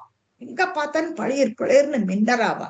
அதுதான் வித்யோதித ஆஷ அந்தரா. இப்ப இடைப்பட்ட சின்ன இடங்க இருந்தாலும் அங்க கூட பளிச்சுன்னு இருக்காளாம் பாக்குறதுக்கு. அப்ப அதுதான் அபிவிருத்த சூழ மகாலட்சுமியை சுத்தி இந்த ஸ்திரீகள் எல்லாம் இருக்கலாம். சோ வித்யோதிதாசாந்தரான்னு சொல்றாரு. அர்த்தத்தை புரிஞ்சுக்கணும். அப்படின்னா ஒரு இடம் பார்க்கிறோம், எங்க பார்த்தாலும் இந்த ஸ்திரீகள் சுத்தி இருக்கா இல்லையா, அப்போ ஒரு இடத்துல கூட பாக்கி விடாம அவ்வளவு மங்களகரமாக நின்றுட்டு இருக்கான். சுத்தி மகாலட்சுமி சுத்தி வளம் அவ ஒரு சேவை பண்ணிட்டு இருக்கா எல்லாரும். மகாலட்சுமியும் त्वत्पादाम्बुज सौरभैक कुतुकाल லக்ஷ்மி ஸ்வயம் லட்சியத்தே. லக்ஷ்மிக்கு ஸ்வயம் லட்சியம் என்னன்னா, அவளோட லட்சியம் என்னன்னா பகவானுடைய அம்புஜ பாதங்கள். அந்த பாதத்துக்கு பக்கத்துல அவளுக்கு சௌரப அந்த மனத்தை முகர்ந்துட்டு எப்பவுமே பாதசேவனம் பண்ணிட்டு உட்கார்ந்துட்டு நீங்க நிறைய படங்கள்ல பார்க்கலாம். எப்பவுமே பகவானுடைய பாதத்துல மகாலட்சுமி தான் பார்க்க முடியும். அதுதான் இங்க எழுதியிருக்காரு. பாதாம்புஜ சௌரபைக சௌரபம்னா மனம். அந்த மனத்தை அப்படியே முகர்ந்துட்டு குதுகால் சந்தோஷப்பட்டு லக்ஷ்மி ஸ்வயம் லட்சித. அவளுக்கு இது ஒண்ணுதான் புரியா. பாதேவனத்துக்கு எப்பவுமே மகாலட்சுமி தான் சொல்லுவா. ஒரு பாகவதத்துல ஒரு ஸ்லோகம் உண்டு இல்லையா, ஸ்ரவணம் கீர்த்தனம் விஷ்ணு ஸ்மரணம் பாத சேவனம். இந்த பாத சேவனத்துக்கு எப்பவும் மகாலட்சுமி தான் எக்ஸாம்பிளா கொடுப்பான். எப்பவுமே எந்த படத்துல நீங்க பார்த்தாலும் மகாலட்சுமி வந்து பாதத்துலதான் வந்து பாதத்துல உட்கார்ந்துட்டு இருப்பாள். அது அவளுக்கு ரொம்ப குத்துக்க அவ்வளவு ஆசையம், அவ்வளவு இஷ்டமா மகாலட்சுமிக்கு. எஸ்மின் விஸ்மயனி, விஸ்மயம் அப்படி ஆச்சரியகரமான எஸ்மின் விஸ்மயனீய திவ்ய விபவா. இவ்வளவு அழகான வைகுண்ட பதம் இல்லையா, பளிச்சில் இருக்கிற அந்த வைகுண்ட பதம் திவ்யம் மங்களகரமான இருக்கும். தத்தே பதம் தேஹிமே. பட்டத்துல என்ன சொல்றார், அந்த பதத்தை அதை எனக்கு நீங்க அருள வேண்டும்னு சொல்றார். தத்தே பதம் தேஹிமேங்கிறார். பட்டத்துல ஒவ்வொரு ஸ்லோகத்திலையும் உங்களுடைய ஐடென்டிட்டி கொண்டு வர்றார் அவர். அப்ப அந்த பதத்தை எனக்கு நீ காட்டி அருள் புரியணும்னுட்டு இந்த ஸ்லோகத்துல அவர் சொல்றார். ஏன்னா அந்த ஆதங்கம் இருக்கு. முன்னால அவரை பார்த்துட்டே அவர் எழுதுறாரு இல்லையா. அப்ப இப்ப ஏற்பட்ட அந்த வைகுண்ட லோகத்துல மகாலட்சுமியும் பாக்குறாரு, பிரம்மா பார்த்துட்டு இருக்கார். சோ எனக்கு அந்த பதம் இன்னொரு அர்த்தம் என்ன, பகவானுடைய பாதத்துக்கு இருந்துட்டு உபாசனை பண்ணிட்டு இருக்கார் மகாலட்சுமி. அப்ப அந்த பதம் அந்த இருப்பு எனக்கு உன்னுடைய பாத சேவனை நானும் பண்றேனே, அதுதான் தத்தே பதம் தேஹிமே, அது எனக்கும் கொடு. இப்படி எத்தனையோ அர்த்தங்கள் நீங்க யோசிக்க யோசிக்க உங்களுக்கு நிறைய நிறைய அர்த்தங்கள் புரியும். இப்படியாக பட்டத்திரி வந்து சொல்றார் இந்த ஸ்லோகத்துல. நீ அடுத்ததுல என்னன்னா, தத்ரைவம் பிரதிதர்ஷிதே நிஜபதே ரத்னசனாத்யாசிதம் பாஸ்வத் கோடிலசத் கிரீட கடகாத் ஆகல்பதீபாக்ருதி ஸ்ரீவத் சாங்கிதமாத்த கௌஸ்துபமணி ಛಾಯಾರುಣಂ காரணம் விஸ்வேஷாம் தவ ரூபமைச்சித விதி தத்தே விபோ பாத்துமே.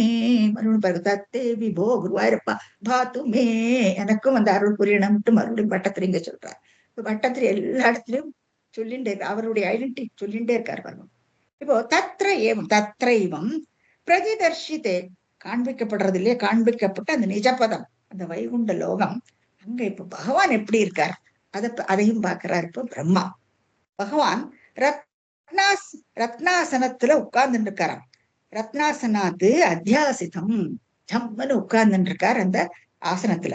ரத்தனங்கள் எல்லாம் பதிச்சிருக்கு அந்த ஆசனத்துல. இதெல்லாம் எடிட்டட் கம்ப்ளீட்டா. சோ அந்த ஆசனத்துல நீங்க பார்க்கலாம், என்ன வர்ணமயமான அந்த கற்கள் எல்லாம் பதிச்சிருக்கு அந்த ஆசனத்துல. சோ அந்த ஆசனத்துல இந்த ரத்னங்கள் எல்லாம் பதிச்சிருக்கான். அப்புறம் அடுத்து பாருங்கோ, பாஸ்வத் கோடி லசத் கிரீடம்ங்கிறார். இப்போ கிரீடத்தை பார்த்தீங்கன்னா பகவானோட இந்த கிரீடம் எப்படி இருக்காம், அது வந்து ஜொலிக்கிறதான். கோடி லசத்துங்கிறார், 1000 கோடி சூரியன் அதனுடைய கிரணங்கள் எப்படி இருக்குமோ அதுக்கு ஈக்குவலா இருக்காம் பகவானுடைய அந்த கிரீடம். இன்ஃபேக்ட் வந்து நீங்க 2ஆம் தசகத்துல சூரிய ஸ்பர்த்தி கிரீடம் அப்படின்ட்டு ஆரம்பிப்பார் பட்டத்திரி. சூரிய ஸ்பர்தி, அதாவது சூரியனிலிருந்து வருகின்ற அந்த ஒளி கிரணங்கள் இருக்கு இல்லையா, அத கூட இட் இஸ் வைல், அது கூட குறைச்சல் தானா. ஆனா பகவானுடைய கிரீடம் அதுக்கு மேல ஒளி விட்டு இருக்குமா அப்படின்னு சொல்றாரு. அது 2ஆம் ஸ்லோகத்துல 2ஆம் திசையத்துல முதல் ஸ்லோகம்.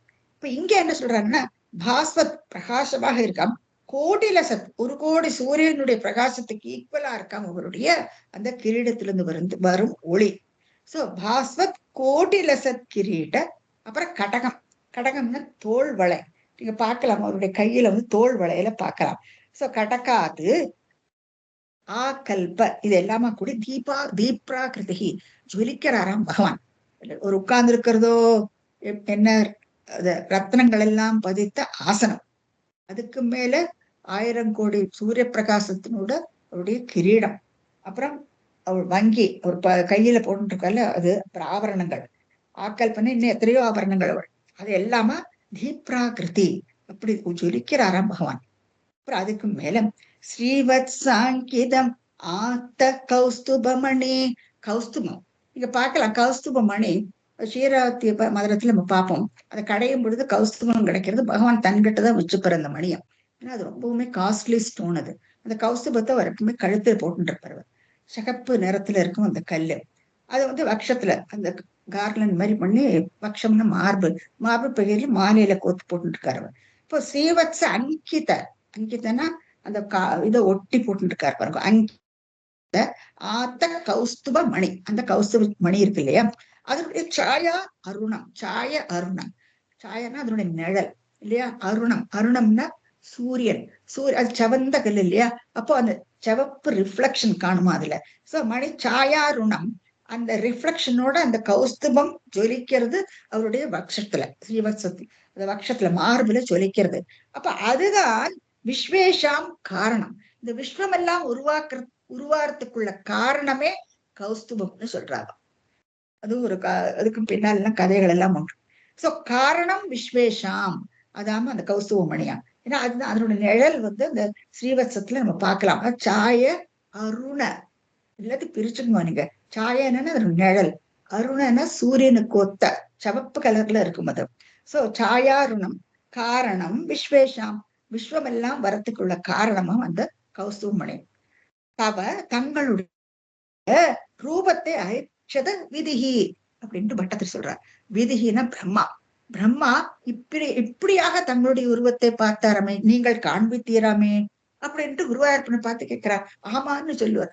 இருந்து அவருக்கு அந்த ஆதங்கம் பாருங்க, எனக்கும் அந்த மாதிரி எனக்கும் அந்த எண்ணம் தான், அவருக்கு கிடைச்ச அந்த அதிர்ஷ்டம் எனக்கு கிடைக்கணும்னுட்டு வேண்டிக்கிறார் அவர் பகவானை பார்த்து. சோ விஸ்வேஷாம் தவ ரூபம் ஐக்ஷத விதிகி, விதிகினா பிரம்மா.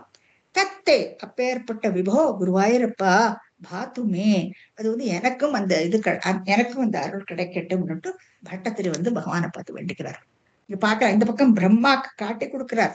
அப்ப பட்டத்திரியர் அவருடைய மனசுல ஓடுற எண்ணங்கள் எல்லாமே பிரம்மாவுடைய மனசுல என்னெல்லாம் எண்ணங்கள் ஓடுறதோ பேர்ல அவர் மனசுலயே அதே எண்ணங்கள் தான் ஓடின்னு இருக்கு.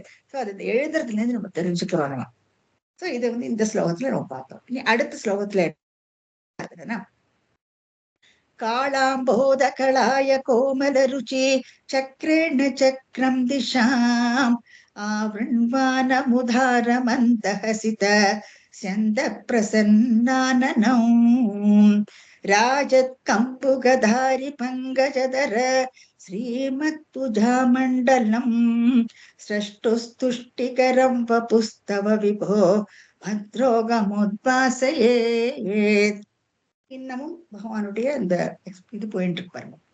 என்ன சொல்றாரு இந்த ஸ்லோகத்துலனா, காளாம்போத கலாய கோமல ருச்சிங்கிறார். இப்ப காலன கருப்பு, அம்போதன ஜலம், இந்த நீருண்ட மேகம்னு பாக்குறோம். இந்த மேகத்தை நீங்க பார்த்தீங்கன்னா கருப்பா இருக்கும், அது நீருண்ட மேகம். சோ காளாம்போத கலாய கோமல, கலாயன காயாம்பூ, இது ஒரு பூக்களாக்கும், நீல நிறத்துல இருக்கும். அப்போ அந்த நீல நிறத்துல கருப்பு நீருண்ட மேகம் போன்ற அவருடைய மேனி, அதான் காளாம்போத கலாய கோமல, ரொம்ப அழகா இருக்கான். கோமல ருச்சி சக்கரேன, அந்த ரூபத்துல அவர் தெரிகிறார் பகவான். சோ காளாம்போத கலாய கோமல ருச்சி சக்கரேன சக்கரம் திஷாம், எல்லா இடத்துலயும் பகவான் வியாபிச்சிருக்கார். இந்த படத்துக்கு என்னாச்சு நிர்மலா? சோ அப்படியாக இந்த இதுல நீங்க பார்க்கலாம், பகவானுடைய இந்த உருவம் எல்லா இடத்துலயும் வியாபிச்சிருக்கான். சோ சக்கரம் திஷாம், அதாவது இவருடைய இந்த கரிய நீல மேனி இருக்கு இல்லையா, அந்த மேனி அதைத்தான் சொல்றாரு, காயாம்பூவே ஒத்தம் மேனி, அந்த நீருண்ட மேகம் போன்ற அந்த மேனி ரொம்ப ருச்சிகரமாக இருக்கு. அதுவும் சக்கரேன சக்கரம் திஷா, எல்லா இடத்துலயும் பரவி இருக்கான். இப்போ இது ஒரு இதுக்குள்ள பிரபஞ்ச ரூபத்துல நம்ம பாக்குறோம் பகவான இல்லையா? இப்போ பிரபஞ்ச சொரூபமா பகவானை பார்க்கும் பொழுது பிரபஞ்சம் முழுக்க அவர் வியாபிச்சிருக்கார். பகவான் வந்து பிரபஞ்சம் முழுக்க வியாபிச்சுட்டு இருக்கார். சர்வ வியாபி அவர் பகவான். இப்போ வேதத்துல எல்லாம் அதான் சொல்றாரு இல்லையா? பகவான் வந்து சர்வ வியாபியாக்கும். எல்லா இடத்துலயும் அவர் வியாபிச்சு அந்தர் பகிஷ்ட சர்வம் வியாபிய நாராயண ஸ்திதின்னு வேதம் சொல்றது. அந்தர் பகிஷ்ட உள்ளேயும் இருக்காராம், வெளியிலயும் இருக்காராம் பகவான். எல்லா இடத்துலயும் பகவான் வியாபிச்சிருக்கார். அப்போ அந்த பிரபஞ்சம் எப்படி இருக்கும்? நம்ம ஸ்கூல்ல எல்லாம் வரையுவோம் இல்லையா? பிரபஞ்சத்தை வரையும் பொழுது எலாங்கேட்டட் சர்க்கிள்ல வரைவோம். சோ இப்போ பகவான் வந்து அது முழுக்க ஆவரண்வன் மறைச்சுட்டு இருக்காராம். இப்போ பிரபஞ்ச ஸ்வரூபமா பகவானை பாக்குறார். பாக்குற இடமெல்லாம் விஸ்வரூபர் அவரைத்தான் பாக்குறார் பிரம்மா. ஆவரண்வன் உதார எங்க எல்லா இடத்துலயும் வியாபிச்சுக்கிண்டு அதுக்கு மேல மந்த ஹசித ஒரு புன்னகை இல்லையா? அவருடைய ட்ரேட்மார்க் புன்னகையாகும் பகவானுக்கு. எப்பவுமே ஒரு புஞ்சிருப்பு அவருடைய முகத்துல பார்க்கலாம். அது கருணையை பொழியும். அதுக்கு எப்படி நம்ம மனதில் அர்த்தம் போட்டுக்கலாம் அந்த சிரிப்புக்கு? சோ ஹசித சியந்த பிரசன்னானனம் சொல்றாரு. அதாவது அந்த சிரிப்பு இருக்கு இல்லையா, அப்படி பிரசன்னமா இருக்கான், பாக்குறதுக்கே அவ்வளவு பிரசன்னமா இருக்கான் அவருடைய அந்த சிரிப்பு. சோ மந்த ஹசித செந்த பிரசன்னானனம். இப்போ அவருடைய புஞ்சிருப்பை பத்தி நம்ம இந்த படத்துல நம்ம பார்க்கலாம். அதுக்கு மேல பாருங்க, ராஜத் கம்புகதாரி பங்கஜதர. ராஜத் தரிச்சுட்டு இருக்காராம். கம்பு கதாரி பங்கஜதர ராஜத் கம்பு கதாரி பங்கஜதர ஸ்ரீமத் புஜா மண்டலம். அதாவது கம்புனா சங்கு. பகவான் வந்து சங்கு சக்கர கதாதாரி அப்படின்ட்டு நம்ம எப்போதும் சொல்றோம் இல்லையா? சங்கு சக்கரம் கதை அப்புறம் அது பத்மத்தையும் கையில வச்சுட்டு போறவர் எப்பவுமே. கம்புனா சங்க குறிக்கிறது. அது இப்ப எல்லாத்துக்கும் ஒரு தத்துவம் உண்டு. அந்த சங்கு வந்து பாஞ்சு ஜன்மம்னு சொல்லுவா. அதாவது பஞ்சனன், அதாவது சமுத்திரத்திலிருந்து அந்த பஞ்சனனுடைய வயராக்கும் அது. அதை பகவான் எடுத்துட்டு வர்றார் அவன். அதுக்கு பின்னால ஒரு கதை உண்டு. சாந்திமுனி ஆசிரமத்துல இருக்கும்போது அந்த குருவுக்கு தட்சணையாக ஒரு பிள்ளைய மீட்டுண்டு வரத்துக்கு அவர் பிரசவ தேசத்துக்கு போறார் பகவான். இப்ப அங்க போனோம்னா அடிக்கடல்ல போயிட்டு இந்த பஞ்சனனை எதிர்த்து அவங்கிட்ட இருந்து அது அவங்கிட்ட அந்த குழந்தை இருக்கும்னு பார்க்க போறாரு அவர். ஆனா அங்க இல்லை. கடைசியில யம நிலையத்துல இருந்து மீட்டுண்டு வந்து கொடுக்குறாரு. அப்ப அங்கதான் அவருக்கு அந்த சங்கு கிடைக்கிறது. அதுதான் பாஞ்சஜன்யம்னு சொல்லுவா. சோ கம்புங்கிறது பாஞ்சஜன்யம். அந்த பாஞ்சஜன்யம் வந்து பகவானுடைய தாமச அகங்காரத்தை குறிக்கிறது பாஞ்சஜன்யம். அப்புறம் கதை நீங்க பார்க்கலாம், கதையை பார்க்கலாம். கதைங்கிறது கௌமோதகிங்கிற கதை. கதையை வந்து பகவான் கையில தச்சும் கீழே நீங்க பார்க்கலாம். கதை கௌமோதகம். அந்த அந்த கதையை வந்து அவருடைய புத்தி தத்துவமாக்கும் கௌமோதகி. அந்த கதை ரட்சிக்கிறார் இல்லையா அவர், கதை அதை குறிக்கிறது. கதை அரி கதாரி கத அரி அரினா மீஸ் மேல நீங்க பார்க்கலாம். சக்கரத்தை பார்க்கலாம். அந்த சக்கரம் வந்து அது வந்து மனசை குறிக்கிறது. சக்கரம் நிறைய அர்த்தங்கள் உண்டு. கால சக்கரம்னு சொல்லுவா. சக்கரம் நம்மளுடைய வாழ்க்கை சக்கரத்தை குறிக்கிறது, காலத்தை குறிக்கிறது, மனசை குறிக்கிறது. இப்போ அது வந்து அரி அது. அப்புறம் பங்கஜம் அதே மாதிரி தாமரப்பூ. இப்போ நீங்க பார்க்கலாம் இல்லையா? எது வலது கையில என்ன இருக்கு, இடது கையில என்ன இருக்குன்னு பாத்துக்கோ. சோ வலதுகை மேல கீழே, இடதுகை மேல கீழே. சோ கம்புன சங்கம் கதை. அது வந்து வலது கை கீழே, வலது கை மேல அரி, இடது கை கீழே பங்கஜம். சோ இது நாளையும் நம்ம பார்க்கலாம். பிரபஞ்ச ஸ்வரூபத்துல நம்ம பார்க்கிறோம் பகவான. சோ ராஜ கம்புகதாரி பங்கஜதர ஸ்ரீமத் புஜா மண்டலம். அழகான அந்த கைகள்ல தரிச்சுட்டு இருக்கார். ராஜத்தினா தரிச்சுட்டு இருக்கிறது. தரிச்சுட்டு இருக்காராம் பகவான். சிரஷ்டுனா பிரம்மா. பிரம்மா பாக்குறாரு இப்போ. சிரஷ்டு துஷ்டிகரம் ரொம்ப சந்தோஷப்படுறாராம் பார்த்துட்டு. சிரஷ்டுஹு அதாவது பிரம்மா துஷ்டிகரம் ரொம்பவுமே சந்தோஷப்பட்டாராம். வபுகு தங்களுடைய இந்த தேகத்தை பார்த்துட்டு இந்த அலங்காரங்கள் எல்லாம் பார்த்துட்டு ரொம்ப சந்தோஷப்படுறாராம் பிரம்மா. சிரஷ்டு துஷ்டிகரம் வபுஸ்தவ விபோ.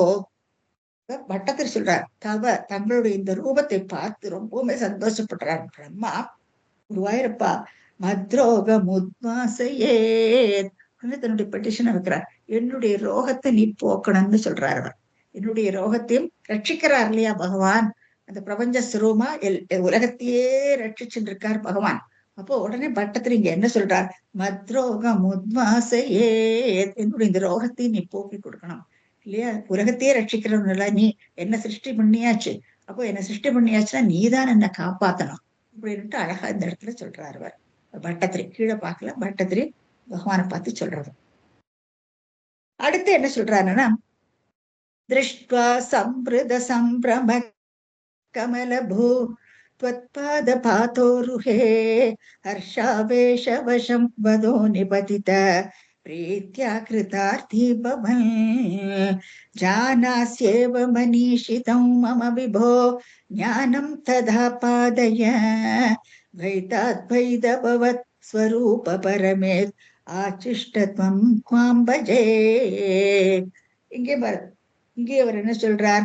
தம் துவாம் பஜே அப்படின்ட்டு பட்டத்திரி சொல்றார்.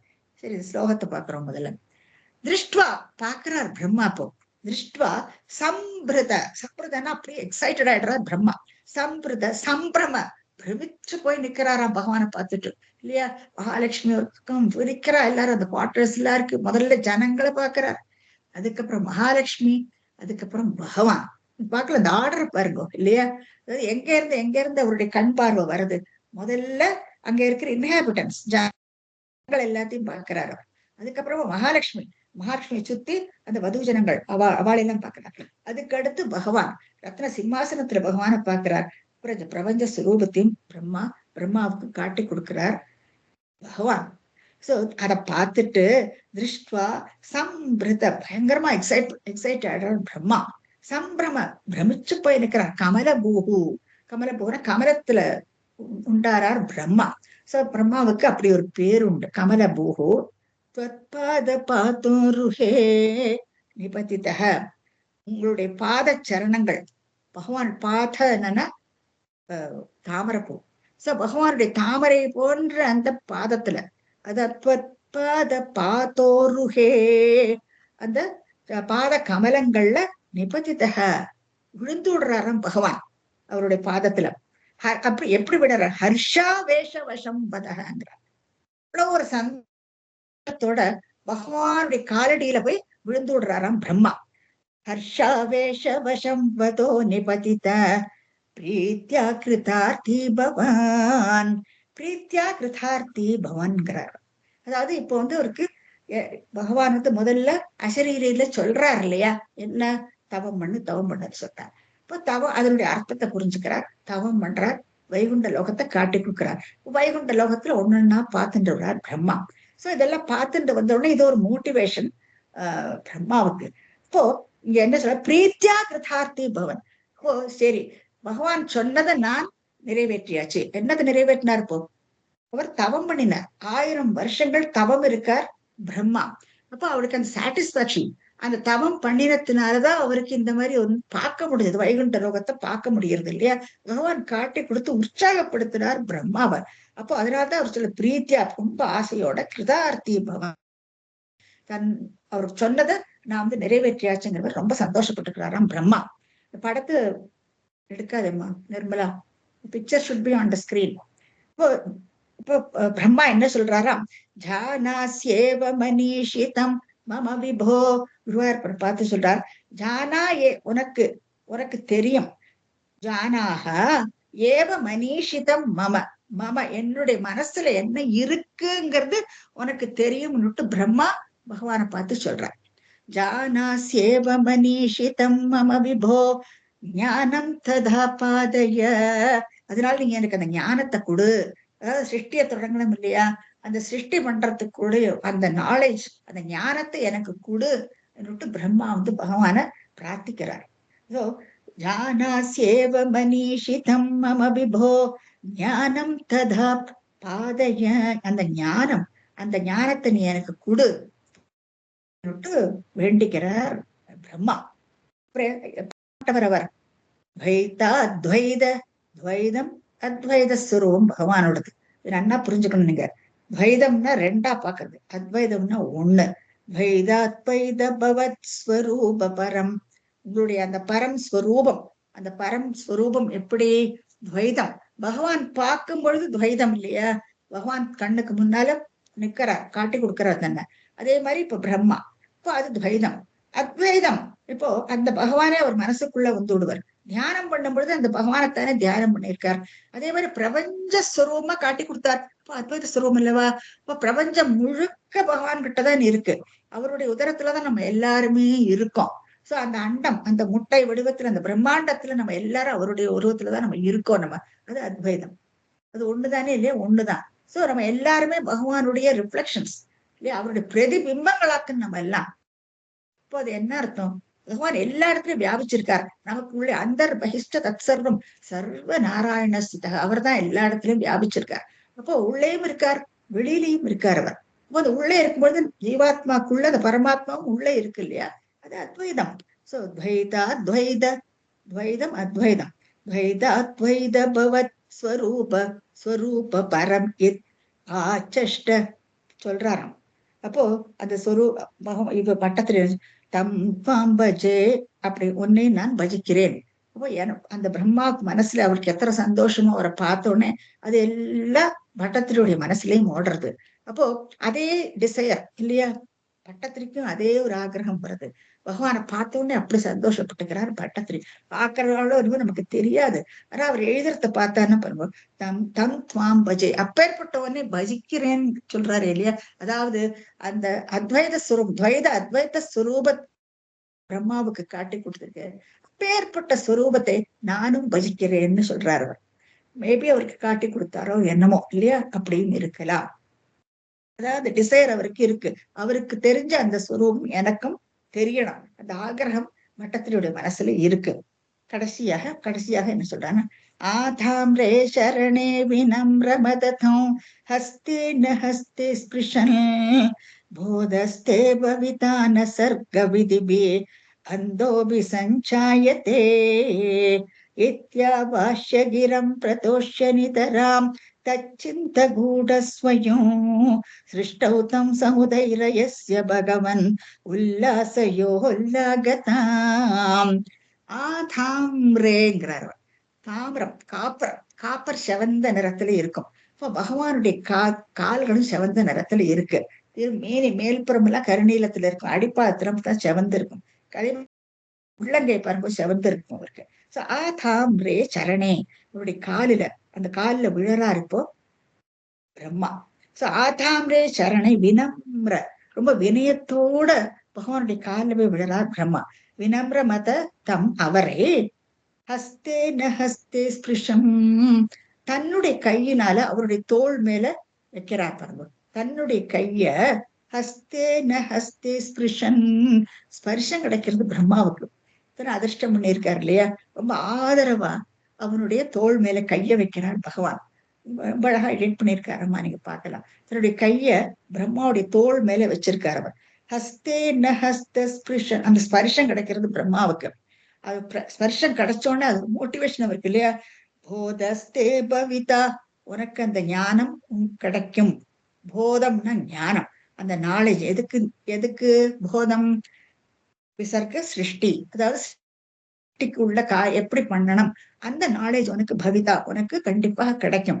போதஸ்தே பவிதா ந சர்க்க விதிபி, அந்த சர்க்க விதி, சர்க்க விதினா சிருஷ்டி காரியங்களுக்குள்ள அந்த நாலேஜ் உனக்கு கிடைக்கும். பவிதா உனக்கு கிடைக்கும்னுட்டு ஆதரவா அவனுடைய தோல்ல கையை வச்சு சொல்றார் பகவான். அப்போ அடுத்து என்ன சொல்றாரு? அடுத்து பந்தோபி சஞ்சாயத்தே, அந்த நான் இந்த இடத்து இந்த பக்கம் போட்டணும். போதஸ்தே பவிதா சர்க்க விதிபிகி ந பந்தோபி சஞ்சாயத்தே, நீ அந்த சர்க்க விதியில இருந்தால், அந்த எப்படி சிருஷ்டியை உருவாக்கணும்னுட்டு உனக்கு அந்த நாலேஜ் கிடைச்சாலும் நீ அதனோட பந்திக்கப்பட மாட்டாய் அப்படின்ட்டு பகவான் சொல்றார். நீ அதனோட பந்திக்கப்பட மாட்டாய்ன்னு சொல்றாரு. என்ன அர்த்தம் புரியல இல்லையா? என்னத்துக்கு அப்படி சொல்றாரு அவர்? இப்போ சிருஷ்டி காரியத்தை பிரம்மா தொடங்குறார் இல்லையா? அப்போ அவர் கர்த்தா. பிரம்மா இப்போ கர்த்தா. இப்போ பிரம்மா கர்த்தான்னா அவர் அந்த சிருஷ்டியை பண்ணிட்டு இருக்கார். இப்ப பகவான் என்ன சொல்றார்? ந பந்தோபி சஞ்சாயத்தே, உனக்கு நீ அதோட பந்திக்கப்பட மாட்டாய்ன்னுட்டு பிளஸ் பண்றாரு அவர். ஏன்னா அதனோட பந்திச்சுன்னு விட்டானா என்ன ஆகுன்னா அவர் நம்மள மாதிரி எடுக்கணும், ஜீவாத்மா மட்டும். இப்ப நம்மளாம் என்ன சம்சாரத்துல இருக்கோம் இல்லையா? சம்சாரத்துல நம்ம குழந்தை, குட்டி, வீடு, வாசல் எல்லாத்தையோடய நம்மளை பந்தப்பட்டு போயிடுறோம். அந்த பந்தத்துல இருந்து நமக்கு விடுபடவே முடியாது. இப்போ அது விடுபடாத அந்த பந்தத்துல மாட்டிண்டாச்சுன்னா மறுபடியும் மறுபடியும் ஜலரம் எடுத்துட்டேதான் இருக்கலாம். அதுக்கு வேற வழியே கிடையாது. இப்போ அந்த பந்தத்துல இருந்து நம்ம எப்போ விடுபடுறோமோ அப்பதான் நமக்கு பகவானை போய் அடைய முடியும். ஏன்னா அது டோட்டலா நம்ம கர்த்தா நம்ம 12 இருக்கும் காரியங்கள் எல்லாம் 12 இருக்கும் நம்ம கர்த்தா தான். ஆனா அந்த செய்யற காரியங்கள்ல நம்ம பந்திச்சுக்க கூடாது. கபிலரும் இதேதான் அம்மாக்கு சொல்றார். என்ன காரியங்கள் பண்றோம், காரியம் கண்டிப்பா பண்ணத்தான் வேணும் இல்லையா? நம்ம அதுல இருந்து எஸ்கேப் பண்ணவே முடியாது. கண்டிப்பா நமக்கு என்ன சதர்மமோ அதை அர்ஜுனன் கிட்ட பகவான் சொல்றார், நீ எழுந்துரு, யுத்தம் பண்ணு, நீ பண்றதை பண்ணித்தான் ஆகணும். ஆனா அதனுடைய பலனை எல்லாம் எதிர்பார்க்காதே, நீ எனக்கு அர்ப்பணம் பண்ணிவிடுன்னு சொல்றார். இது நம்ம பகவத்கீதையை நான் சொல்லிட்டு இருக்கேன் சைட் பை சைட். இப்போ இதுல இருந்து இந்த ஸ்லோகத்தை உங்களுக்கு நான் சொல்ல விரும்புறேன். இப்போ இந்த 4வது சாப்டர்ல ஸ்லோகம் 13, 14 இது ரெண்டையும் நான் ஏற்கனவே உங்களுக்கு எக்ஸ்பிளைன் பண்ணியிருக்கேன்.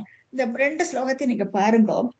சாதுர்வர்ணியம் மயா சிருஷ்டம் குணகர்ம விபாகஷः தஸ்ய கர்த்தாரமபி மாம் வித்யத் கர்த்தாரமவ்யயம். சாதுர்வர்ணியம், இப்ப 4 வர்ணங்களை பகவான் சிருஷ்டி பண்றாரு இல்லையா? 4 வர்ணங்கள், பிராமணன், சூத்ரன், இந்த 4 பேர் நம்ம பார்த்தாச்சு. மயா சிருஷ்டம், என்னால சிருஷ்டிக்கப்பட்ட எல்லாரும் குணகர்ம விபாகத்தோட இல்ல வேறு அவள் விதவிதமான குணங்களோட இவாளை எல்லாம் நான் சிருஷ்டி பண்ணியிருக்கேன். அப்ப நானும் கர்த்தாங்கிறார் பகவான். கர்த்தாவாக இருந்ததுனால இந்த சிருஷ்டி எல்லாம் நான் பண்ணியிருக்கேன். தஸ்ய கர்த்தாரம் அப்படி அடுத்த லைன்ல என்ன சொல்றேன்னா, நான் அந்த காரியத்தை பண்ணினாலும் வித்யத் வித்யத் கர்த்தா அகர்த்தாங்கிறார். அகர்த்தா அந்த உள்ள தொக்கி இருக்கு. அகர்த்தானா நான் செய்ய அந்த கர்மத்தை நான் செய்யலைங்கிற என்ன அர்த்தம்? பண்ணிவிட்டு செய்யலைன்னு எப்படி சொல்லலாம்? நான் கர்த்தா, நான் சிருஷ்டி பண்ணினேன், ஆனால் நான் அகர்த்தான்னு சொல்றார். அவ்வியம், அவ்வியம்னா ஒரு பரபிரம்மம் இல்லையா?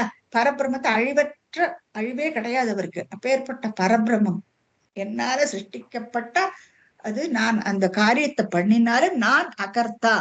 அது என்னத்திலாங்கிறது அடுத்த ஸ்லோகத்துல சொல்றார். நமாம் கர்மாணி லிம்பந்தி நமே கர்ம பலம் ஸ்பிருஷாம் ஸ்பிருஹா இதி மாம் யோ விஜானாதி கர்மபிர்ன சபந்தேங்கிறார். நமாம் கர்மாணி லிம்பந்திங்கிறார். நான் அந்த கர்மத்தோட நான் ஒட்டிக்கிறது இல்லை. நான் சிருஷ்டி பண்ணினாலும் நான் யாரோடையும் ஒட்டுறது இல்லைங்கிறார். இப்ப நமக்கும் அவருக்கு என்ன வித்தியாசம் யோசிச்சு பாருங்க நீங்க. நம்ம பண்ணின சிருஷ்டி, நம்ம குழந்தைகளை பெத்துக்கிறோம் இல்லையா? ஆனா எத்தனை அட்டாச்மெண்ட் நமக்கு, அதுலேருந்து நம்ம பிரிஞ்சு வரோமா? இல்லை, மோர் அண்ட் மோர் அட்டாச்மெண்ட் நமக்கு இல்லையா? அதுல இருந்து நம்மளால பிரிய முடியறது இல்லை. பகவான் என்ன சொல்றார்? நான் கர்த்தா தான், ஆனா அட் சேம் டைம் நான் அகர்த்தா. நான் அந்த காரியத்தை நான் செய்யலைங்கிறத அர்த்தம் இங்க. ஏன்னா அந்த காரியத்தினோட நான் பந்தப்படலை, நான் இம்பந்தி, நான் ஒட்டிக்கலை. நமே கர்ம பலம் ஸ்பிருகாங்கிற அந்த கர்மத்தினுடைய பலன். இப்போ 4 வர்ணத்தாரையும் அவர் படைச்சிருக்காரு இல்லையா? அதற்குள்ள பலன்கள் உண்டு. என்ன கர்மம் பண்ணினாலும் அதற்கு ஒரு ரிசல்ட் உண்டு. அதற்கு நான் ஆசைப்படலைங்கிறேன். இப்ப நம்ம எல்லாம் அப்படியா இல்லையா?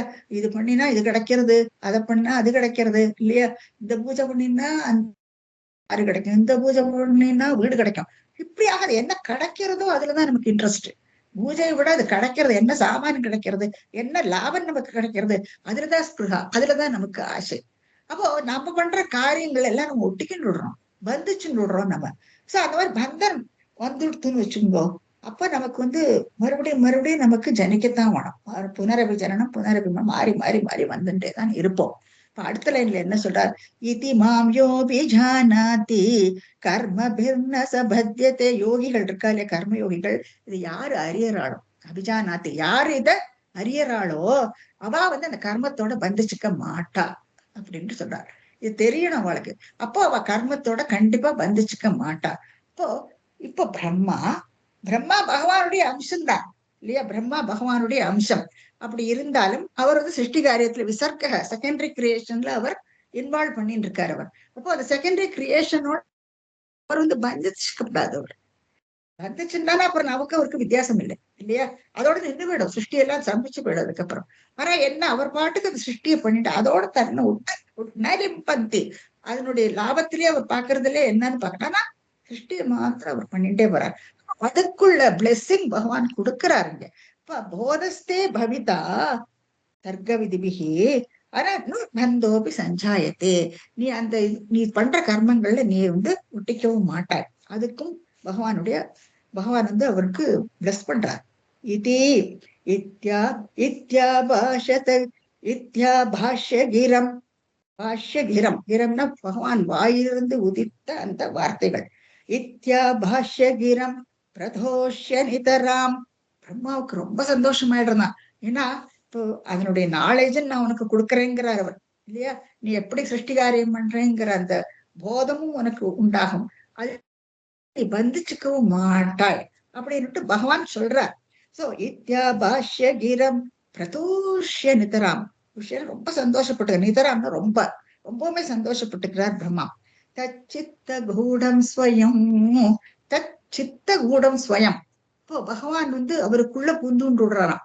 அவருக்குள்ள பூந்து அவரை தூண்டுறார் பகவான் இங்க. அப்போ பகவான் வெளியில இருந்தப்ப இப்போ உள்ள தச்சித்த கூடம் ரகசியமா அவருக்குள்ள பூந்து விடுறார் பகவான். அதனாலதான் அத்வைதம்னு சொல்றாருங்க. அத்வைத ஸ்வரூபம் அதனால்தான் பகவானுக்கு. போன ஸ்லோகத்துல நம்ம பார்த்தோம் இல்லையா. சோ தச்சித்த கூடம் ஸ்வயம். ஒரு மனசுக்குள்ள பூந்து சிருஷ்டௌ தம் சமுதைரியங்கிறார். நீ சிருஷ்டி காரியங்கள் எல்லாம் எல்லாத்தையுமே சமுதைரிய அதை தூண்டுறார் பகவான் இல்லையா. அந்த சிருஷ்டி காரியத்துல நீ இறங்குன்னுட்டு மோட்டிவேட் பண்ணி தூண்டுறார் அவர் பகவான். சமுதைரிய பகவன்னு இப்போ பட்டத்திரி சொல்றார் குருவாயிருப்பா. உல்லாசையோ உல்லாகதாம். உல்லாகதாம் ஆரோக்கியம். இப்போ எனக்கும் அந்த ஆரோக்கியத்துக்கு உல்லாகதாம், ஆரோக்கியத்தை உல்லாசையங்கிற எனக்கு அந்த ஆரோக்கியத்தை கொடு பகவானேன்னுட்டு பட்டத்திரி முடிக்கிறார் இந்த தசகத்தை. சோ அப்படியாக இந்த விசர்க்க விதி இல்லையா. ஒரு விசர்க்கம்னா என்னன்னு நான் சொன்னேன். விசர்க்க விதினா செகண்டரி கிரியேஷன். அதுக்கு பிரம்மா தயாராயிடுறார். அதுக்கு ஒரு தவம் பண்றார். தவம் பண்ணி பகவானை ஆராதிச்சு பகவான் அவருக்கு வைகுண்ட லோகத்தை காட்டி அவரை மோட்டிவேட் பண்ணி அவர் அந்த காரியத்துல இறங்குறதுக்கு தூண்டுறார் பகவான்கிறத நம்ம இந்த தசகத்துல பார்த்தோம். அடுத்த தசகம் வரப்போற தசகத்துல என்னன்னு அடுத்த வாரம் பார்ப்போம். சாந்திரானந்தாவபோதாத்மகம் அனுபமிதம் காலதேசாவதிभ्याம் நிர்முக்தம் நித்யமுக்தம் நிகமசத சஹஸ்ரேண நிர்பாஸ்யமானம் அஸ்பஷ்டம் திருஷ்டமாத்ரே புனருரு புருஷார்த்தாத்மகம் பிரம்மதத்வம் தத்தாவத் பாதி சாட்சாத் குருபவனபுரே ஹந்தபாக்யம் ஜனானா. ஸ்ரீஹரியே நமः.